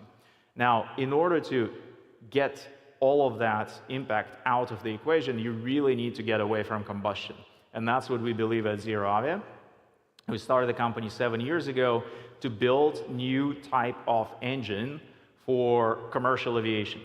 So these are larger aircraft going longer distances, and the way to get away from combustion is to, of course, electrify aircraft. But unfortunately, batteries are never going to carry enough energy. From the theoretical standpoint, even, you can do the analysis, never going to carry enough energy for a large commercial aircraft to go any significant distance, or perhaps not even take off at all. So how do you get enough electricity on board the aircraft is through the carrier, like hydrogen, and then fuel cells converting that energy into electricity. And then you can actually see aircraft that can fly potentially even longer with, of course, the right design and the right amount of volume of hydrogen on board. We can get aircraft that can fly even longer than jet fuel. Also, hydrogen electric engines are more efficient. So a typical combustion engine, combustion turbine, depending on the size, anywhere between 20 and maybe 40% efficient, something like that. Hydrogen fuel cell, even at the lowest end of the spectrum, over 50% efficient. So that drives economics. Maintenance costs are lower. So we think that hydrogen is actually the best fuel for aviation. And from first principles, we see hydrogen electric as the best solution over time. Of course, now we have all these fleets We don't yet have engines. Back to your question, in 2025, we will actually have the first certified, that's a target for us, first certified configuration of our engine. It goes up at small aircraft market, 10 to 20 seats first, but it is going to be reality this year, hopefully. We have been flying prototypes for the last 5 years, 3 generations of prototypes. Our first engines are in certification now for the last 12 months in the US and the UK. The company's got about 300 people working hard on this transition. Wow, congratulations. Sounds like a busy year ahead. Let me come back to you, Koljit. In terms of the opportunities, they're well defined, but what about the risks? Let's be pragmatic and practical. And also when it comes to cost effectiveness, how does hydrogen compare? Yeah, look, I think that the issue that we're really facing around SAF and the incorporation of hydrogen into SAF is that are the circumstances there to enable this to be a viable industry? And clearly, I mean, to have a viable industry, you have to have someone who's producing the fuel, and we've got a fuel producer here. You've got people that are willing to buy it, and look, honestly, I think a lot of operators would be willing to buy sustainable aviation fuel, even if it was slightly more expensive than Jet A, but not if it was twice as much or 3 times as much. So what we really need to underpin that, the creation of that kind of an industry, is policy. So, if you look at where the industry has become viable, there's been a mixture of incentives, government guarantees to enable an industry to actually start. So I think that policy is extremely important. And that's why I think that here in the UAE, there's such a significant opportunity here, because the views and the vision is so long-term that there's a real ability to create policy that underpins that and creates an industry. So there's a very well-developed hydrogen strategy here. If you look at some of the investments that are made, significant investments in renewable energy, and you've got aviation being of central importance to the growth of the UAE economy. I think 1 in 10 jobs are aviation related. There's something like 13% in GDP. So this is an important thing for the UAE. And I think, as I say, the environment here is particularly suitable to create that kind of an industry, because you've got all the key players here. Thank you very much. Michael, would you agree that the UAE, and if we're zooming out to the region, it's particularly conducive to growing this industry, but also what are the greatest impediments? We've had talk of policy and regulation. Removing those hurdles will get us where we need to be? No, I think I couldn't agree more. So it's definitely how that industry is now evolving is about is around the regulation. You have huge penalties when you're not fulfilling some quota, and also then when you're paying this penalty, the duty is then moved to the next year. So also when you're not complying, at least that's the European regulation, when you're not complying to that regulation, you're paying a penalty, and you're still obliged to have the duty of last year then in the following year. I think the region here in UAE is in a good position to drive the hydrogen driven fuels, because what is the pathway now based on you don't have necessarily all the feedstock here, but the feedstock that is, of course, available in the region is coming from renewable power combined with CO2. Exactly what you're saying is when you don't have limitations on the biogenic CO2, then there is a certain limit. When you can open up that story, especially here in the region, then the industry is developing that way. So I think the region here is in a perfect position to produce green hydrogen based on electrolyzer, and it is the willingness to push in that direction via policies. Thank you. Dr. Sami, in conclusion, the clock is against us, so I'll come to you for a closing remark. But in terms of the milestones that we should hit this year, that the industry needs to achieve in 25 to help us transition? At the heart of production of low-cost green hydrogen is the electrolyzer. So we want to see the manufacturers scaling up the production of electrolyzers. There is the overall direction that it will be primarily Chinese electrolyzers that will dominate the market, and I think it's a repetition of what we saw with the solar panels industry. Started in multiple regions, but then it ended up in China for various reasons. I think we'll see something similar. Scaling up of the electrolyzer industry in terms of capacity of production. You want to see long-term offtake contracts being offered to developers like us, because the lenders, the project lenders, are asking for 10, not even 10, but 15 years of offtake and even longer. And that would primarily be driven by policy. So again, we go back to the policy side of things. The investment and the lenders are ready to fund these projects and to become part of take the risk with the developers. So I think that the overall ingredients, I mean, you have the policy side, the technology, and the financing. All the ingredients are there. It's just a matter of a continuous push from the policymakers to create a conducive environment for us as investors to scale up our investments.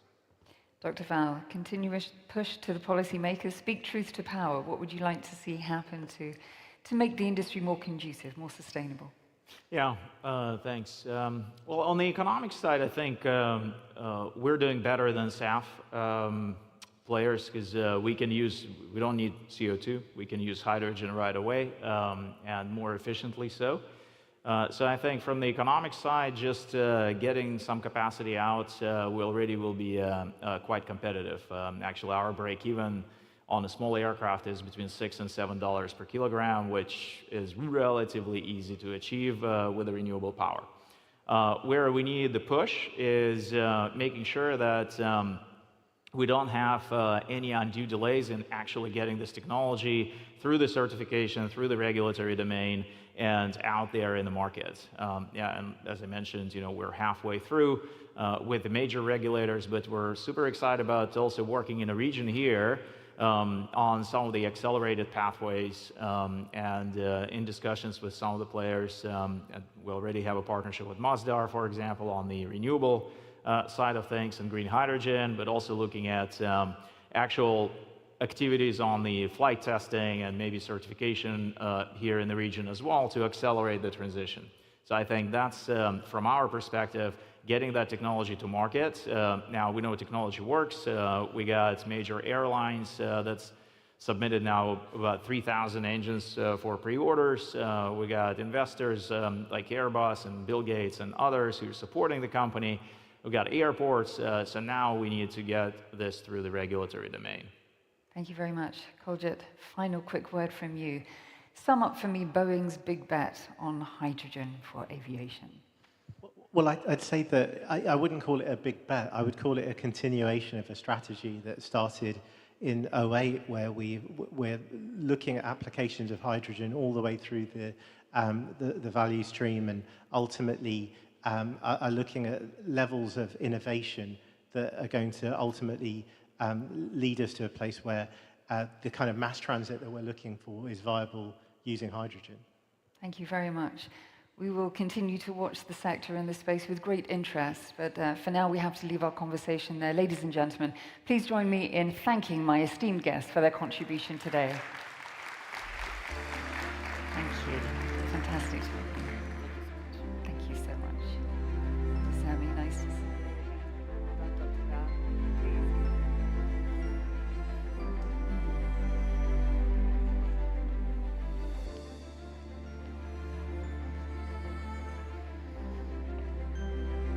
My thanks again to my distinguished guests for being here today and lending their thoughts and their insights to our important summit.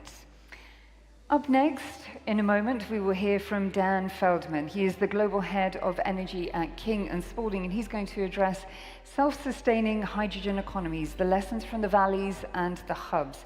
His panelists will share their expertise, their anecdotes, their data points, their perspectives on various aspects of hydrogen economies, such as policy, infrastructure, and technology.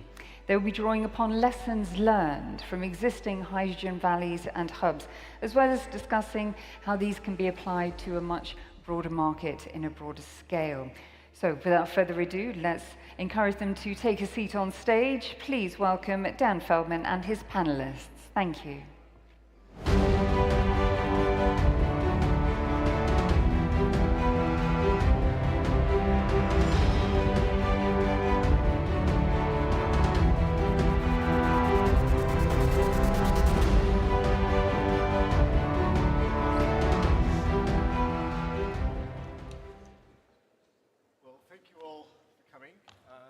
The mic's on. There we go. Thank you all for coming. It's a pleasure to be here today. We have a fantastic panel for you to talk about hydrogen hubs or hydrogen valleys. And we're going to come at this from a range of different perspectives. There are stakeholders here from all different parts of the value chain, and I think we'll get a really good sense of what's happening in this space. I just want to start with a little bit of a definition. What is a hydrogen hub? What is a hydrogen valley? Well, when we talk about this, we're generally speaking of co-located collections, clusters of different hydrogen applications. Hydrogen production, of course, but also use in different ways. Ideally so that the different elements of the hub will benefit each other or will feed into each other.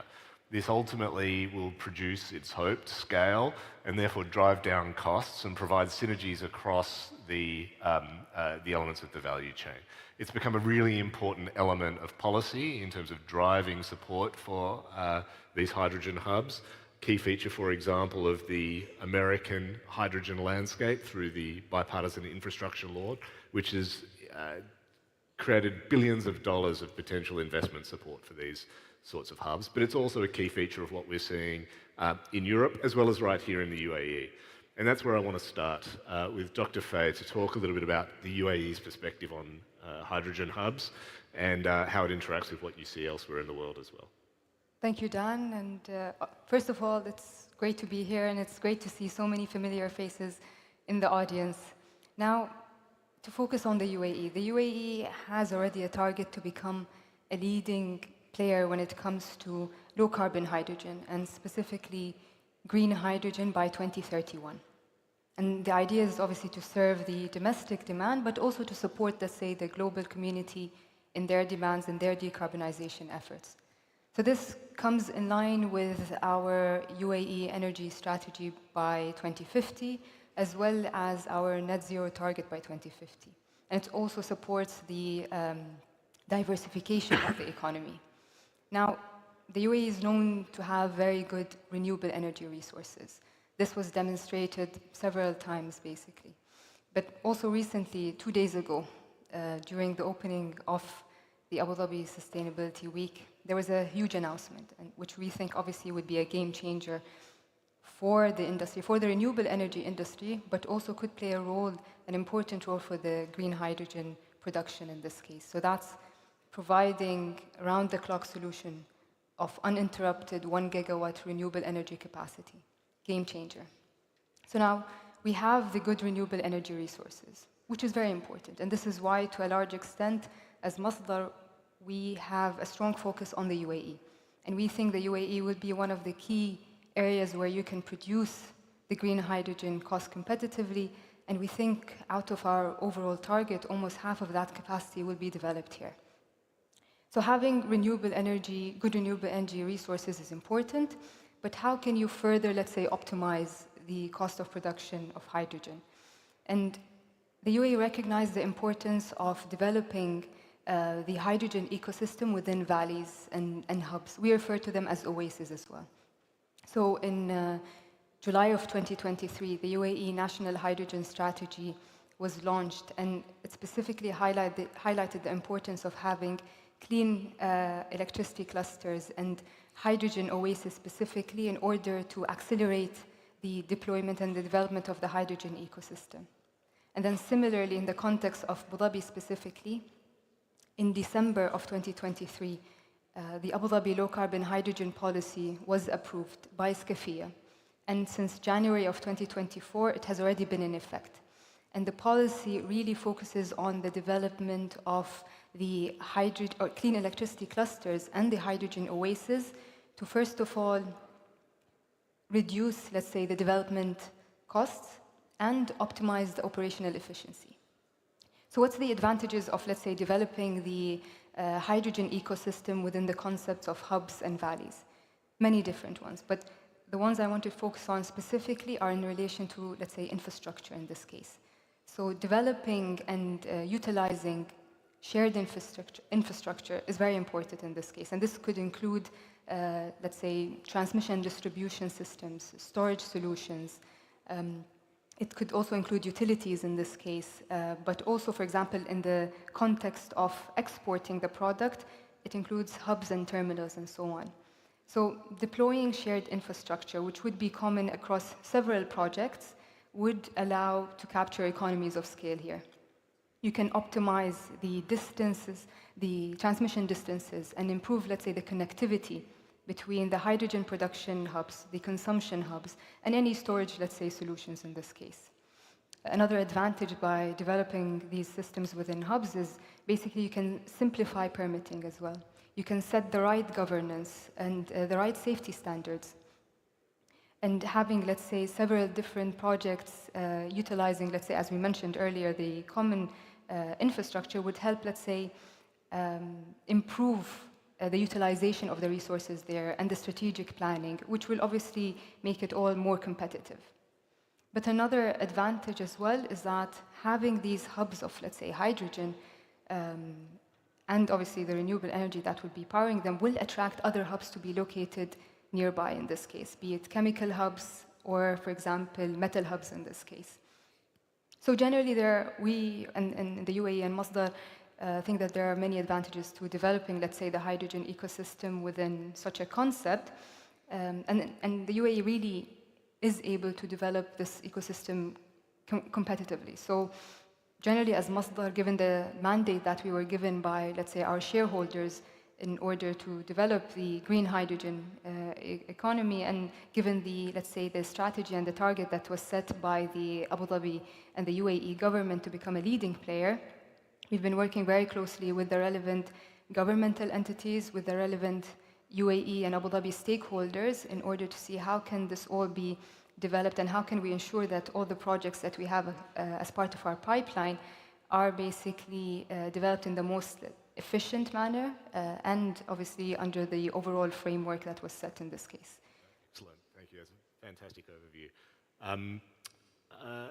Dr. Fair, I might move on to Manuel, who leads the Siemens team responsible for supplying electrolyzers to many of the projects around the world.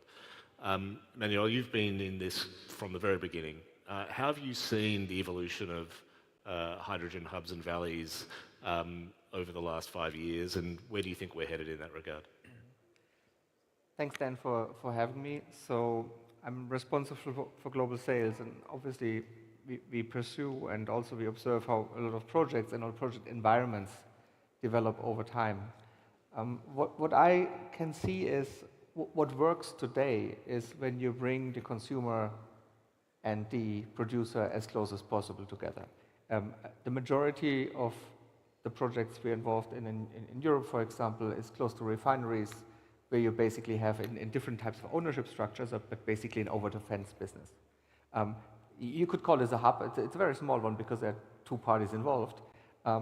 But what strikes me already is that if you look a little bit more downstream and see often like how, for example, the refiners use the hydrogen. A refinery is a city for itself if you look at it, but it also opens up a lot of different options, how the electrolyzer gets included into the economic system. And that is not only because they can tie in the hydrogen into the hydrogen backbone of the refinery, they are otherwise as well. Yeah, services to the grid, different ways to trade energy. So there is a multiple ways how you can see an electrolyzer deployed in an economic system where it can add value. Where we are not very good at yet is to showcase and give people a path how to commercialize this. And that is what hits us at the economic feasibility of a lot of the projects. I believe there is a lot of potential. So far, we are not really good at giving the project developers the chance to assess the economic value and derive out of it beyond the kilogram of hydrogen produced. That is one of the wishes that I would have, and I believe a potential that can be further exploited. But there's also a challenge that I think has been overlooked at for the longest time, and I hope that the focus on developing hydrogen hubs or common infrastructures, that this helps this now. We have for the longest time disregarded the impact of the electrolyzers on the grid. I see a lot of projects struggling with the grid connections. It's not only about the grid capacity at the substation, it's about harmonics and. Including the availability of the equipment to expand grid capacities, for example, which is also scarce. So that is something, if a local regulator or an industry association, whoever plans for what we call hydrogen hub, if they take a bit more of a strategic look at this challenge, specifically from the grid side, is something I would really appreciate to see. It will help the developers to cut the development times significantly and address challenges early that I believe lots of projects are currently facing. Right, so a focus not just on sort of hydrogen pipeline infrastructure, which has been a big focus in Europe, but the impact of hydrogen development on transmission infrastructure. Correct. And the electricity backbone. Yeah. Excellent. Marcel, if you could talk a little bit about the Holland Hydrogen Hub, which is a virtual hub, as I've heard you describe it. Can you talk about what that means and how that sort of interacts with the traditional concept of what a hub should look like? Yeah, sure. It's a virtual hub. It is effectively a public-private partnership supported by the Netherlands government, with the idea to bring the Netherlands hydrogen sector, and Netherlands is a front runner in hydrogen development, and there's a lot of companies working on it, and to bring them in contact with the opportunities and with the players here in the GCC region, basically. And we have 42 partners in the Holland Hydrogen Hub, and they work across the whole value chain, basically. So that starts on the one hand with, one company, Desalinator. They have a circular way of water desalination that can be used for hydrogen production. And they use heat, solar heat, can actually use waste heat from electrolyzers to desalinate water in a competitive way. And they have zero discharge. And it goes all the way through the value chain to the other end, where we have a company like UMS, Urban Mobility Solutions, will convert construction equipment to hydrogen fuel, basically. And so we look at producing to all the way to application, everything in between. Companies that produce different derivatives. We have a company called H2 Fuel, who makes solid hydrogen. And was mentioned earlier today, LOHC. We have a company that makes a very, very innovative molecule for LOHC, which can actually release hydrogen at a much lower temperature than existing alternatives. They release hydrogen at 180 degrees, which means they can use the exhaust waste of an internal combustion engine to release the hydrogen, which I find fascinating. And I think that company is a startup, but they have enormous potential. And so the hub is virtual. That means that is a good thing, because we are not constrained by all the physical problems, let's say, and we can bring everyone together. And particularly at this stage, I heard it today, collaboration is more important than competition. At this stage, where we have all worked together to develop the hydrogen value chain. And Holland is a country that has a lot of expertise in trading, let's say, and in import and export and moving molecules. And Rotterdam has been, since many years, of course, the largest oil port in Europe, and has a lot of expertise and capabilities inside the port itself, and all the companies working there. And part of our hub is Port of Rotterdam itself, who is developing into a major hub. It's only part of the value chain, but they are the hub that is important when we talk about importing or exporting from here, importing into Europe, because the Netherlands in their strategy has defined that probably by 2050, up to 60–70% of the molecules have to be imported. And they're looking to work with the Middle East as a source for that import. Port of Rotterdam is making a lot of effort in converting from an oil port to a clean energy port. And we have also other companies in our network, storage companies like Vopak, Advario, who have a partnership with ADNOC with the Tazis terminal, and a company called VTTI, and they all have assets here in the UAE as well, actually, as a matter of fact. But they all have also assets in Rotterdam, and to make that connection is important. VTTI, to give an example, they are just have open season for their ammonia terminal and cracking development in both Project Amplify, it's called, Amplify Rotterdam and Amplify Antwerp, and they're developing ammonia receiving terminals plus cracking installations in both ports. They have open season at the moment to get the interest, so anyone listening who has an interest, please contact me and I can bring you in contact with the right people.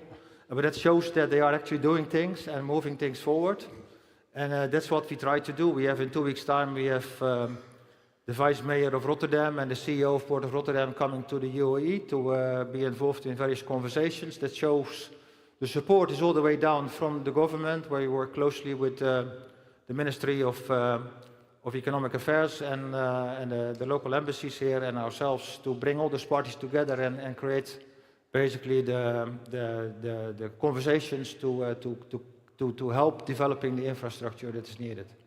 That's very interesting because you sort of speak in a way of a downstream hydrogen hub, essentially, including an import capability with the cracking of ammonia and so on that might be, for example, produced from hydrogen here in the UAE. And so you have hubs on sort of both ends of the supply chain to maximize the use of the production on the one hand, the use of the molecule on the other. And I think that's a very important dynamic, and cooperation between the two is essential in order to make that supply chain work, particularly in the early years. Mathieu, would you be able to introduce us to life and your take on the development of hubs? Thanks a lot.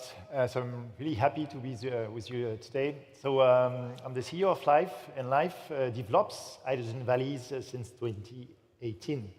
So it means that we have 7 years of track record to develop valleys. The first one was in west of France. And now we developed 16 valleys for which we got 250 million euros subsidies. So that's a lot of money and a lot of FIDs that we took. And amongst those valleys, we are currently operating electrolyzers. We are currently producing hydrogen for customers. And so what is a valley? What is a hub? It's a producer that can serve many customers, and you need the hydrogen. So we hear a lot about the chicken and egg situation. You have to take just 30 seconds to think about this. If you have no hydrogen, you have no refueling station, no car, no trucks, nothing, no industrial players. So you need to start with the hydrogen. And that's where we took our responsibilities, and we installed 7 electrolyzers, industrial scale in total, 7.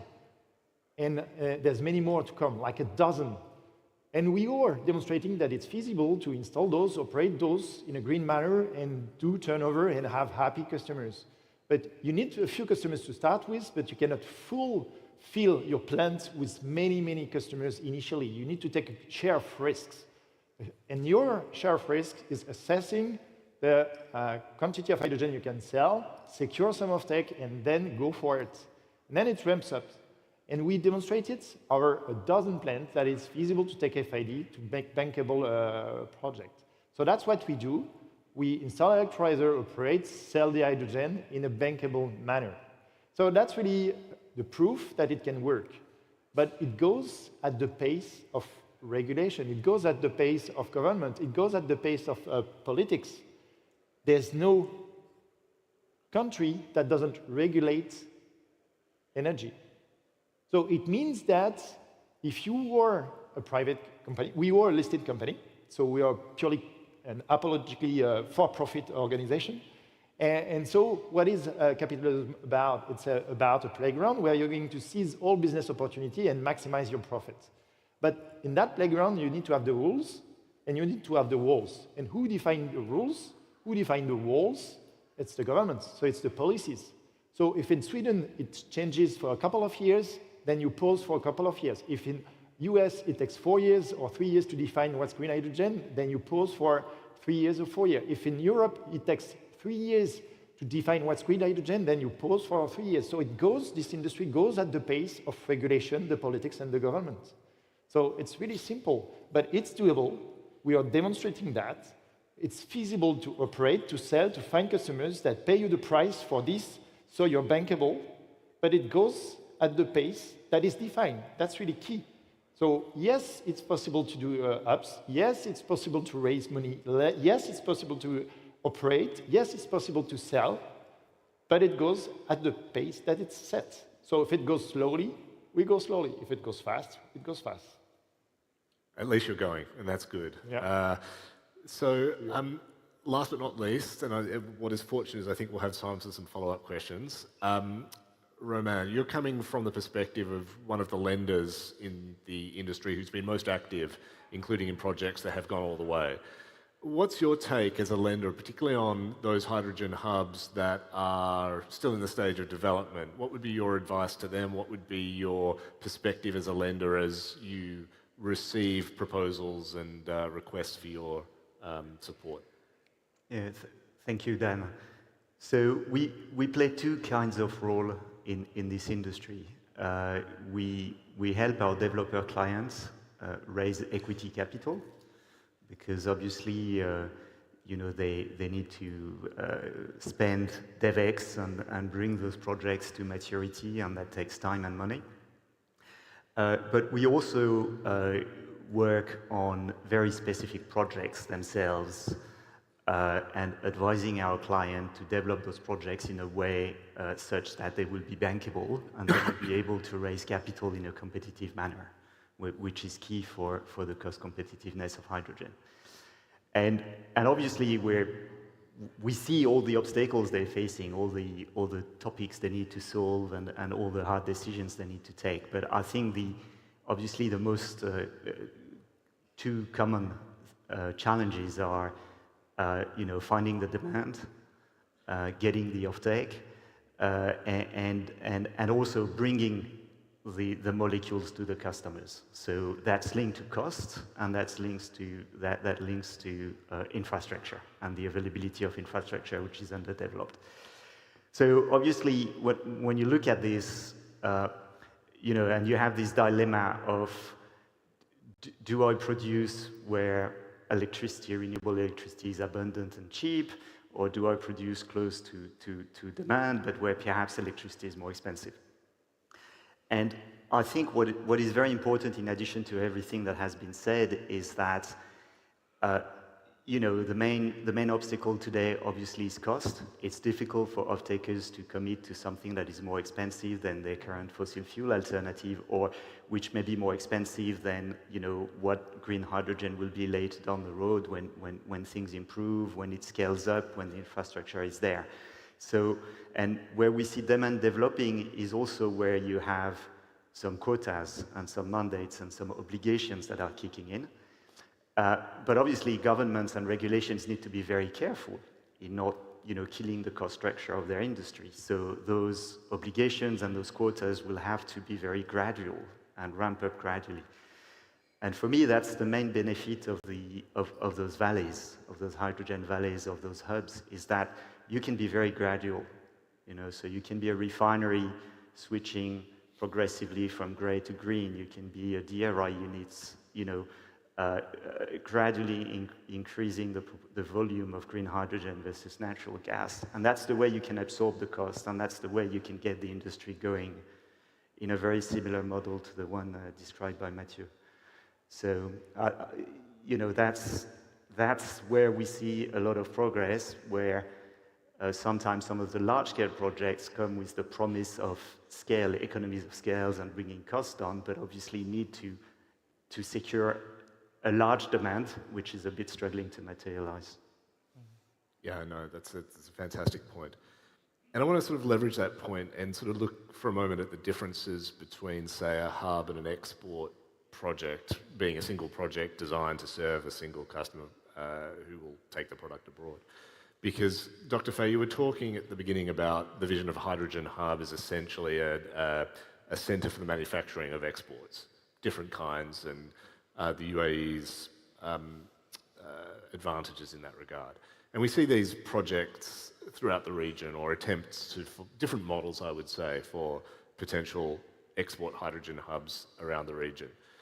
One of the interesting questions, I think, is how do governments support hydrogen hubs in a way that is tailored to their success, as opposed to the way in which governments are looking at supporting those more point-to-point export supply chains. So, for example, in the context of the US, we see production tax credits, which will support a producer. We see in Europe instruments like H2 Global, which will provide a contract for difference of sort. Similarly in Asia. When it comes to hydrogen hubs, you have the additional need for support, which is the infrastructure that ties it together. And many of the hubs that we have seen are really struggling with that question of how to get each of the projects investable in the absence of a clear solution around the funding and development on time of the infrastructure that ties them all together. Do you have any views on that and the role of governments in supporting that midstream, or not midstream, but the common infrastructure, if I can put it that way, to really get hydrogen hubs bankable? So if we take a step back in this case and try to identify, first of all, what makes some good locations to establish these hydrogen hubs in. So I think a very important point, and it's is the point of infrastructure. And maybe the first step would be positioning these hubs in areas where you can utilize existing infrastructure. This is very important in this case. Or being located also in close proximity to existing, let's say, users of hydrogen and potentially new users of hydrogen. If we take the example specifically of Abuظbي, as part of the Abuظbي low carbon hydrogen policy, one of, for example, the key elements that were introduced is the role of a support committee in this case. So this committee specifically consists of representatives from the key governmental entities, really the right entities in Abuظbي, in order to make sure that this ecosystem is enabled in this case. And this committee would look at, let's say, the project and how to support these projects from a, let's say, macroeconomic perspective, but also from an individual project perspective in this case. And anyways, in the UAE, we've had a few, let's say, we've already had some successful models in how such infrastructure, let's say, elements could be funded in this case. So that's potentially an example is the PPP model, which was very successful. And so this could be as well one way of doing so. Oh, excellent. Romain, back to you on that. When you sort of look at these projects or the potential financing of a project inside a hydrogen hub, how do you sort of look at the project-on-project risk that's presented by the need for common infrastructure? Yeah, unfortunately, that's a recurring theme, project-on-project risk. I think, I mean, first of all, I would say, you know, sometimes those projects are pretty small, so it probably, you know, it's probably not as efficient as it would be for a large project to go for external funding. You know, it might be more efficient to move faster, fund them on balance sheet, and then refinance later when you solve those issues. But obviously that won't always be the case. And yes, there will be project-on-project risk, typically, you know, some element of pipeline, or some element of, you know, the off-taker having themselves to complete an upgrade or changing their in-house processes. You know, I don't think the situations we've seen are situations where obviously people are going to accept to take responsibility for the part of the process they control and not the rest. And therefore, I think the only way forward will be to have sufficient, you know, sufficient contingency in schedules, sufficient contingency in costs, so that you can absorb this project-on-project risk, but it's not going to be taken externally or guaranteed by someone. Manuel, when you look at these projects, and again, you see projects of all different kinds all over the world, and you are presented with a situation where there's great renewable resource, there's all the government will and so on, but you see this infrastructure gap in terms of tying the projects together to produce the overall hub concept that is necessary, and no one project can afford to build its own desal plant or its own transmission infrastructure, etc. How do you sort of look at that in terms of the way you invest time in projects to make sure that you're spending time on projects you really feel can get going despite those challenges? First of all, I think that Dr. Fay made the most important point. If the infrastructure is already there, it de-risks the project. If it has a significant gap, or let's say advantage in the time schedule, which means I can expect it's there, it de-risks the project. If I develop the infrastructure while I develop the project, I create project and project risk, and I don't think that the Leiden is going to like it.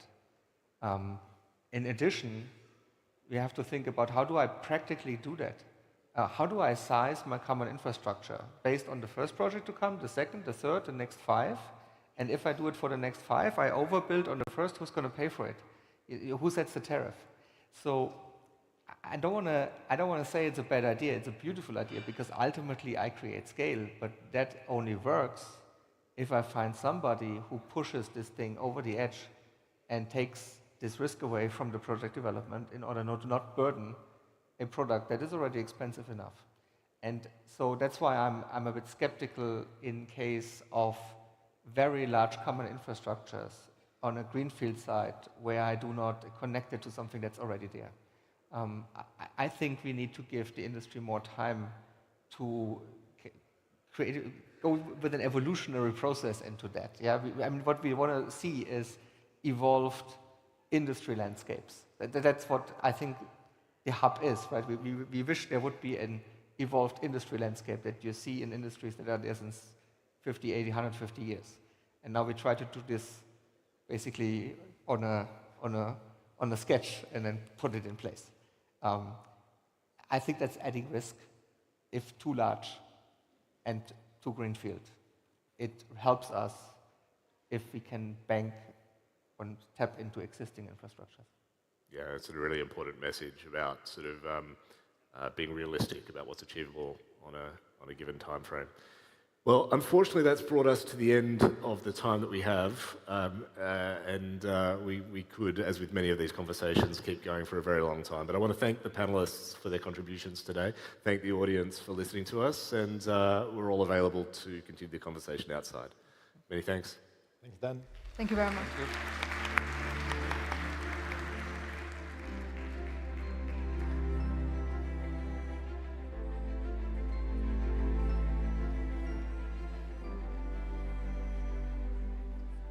Many thanks.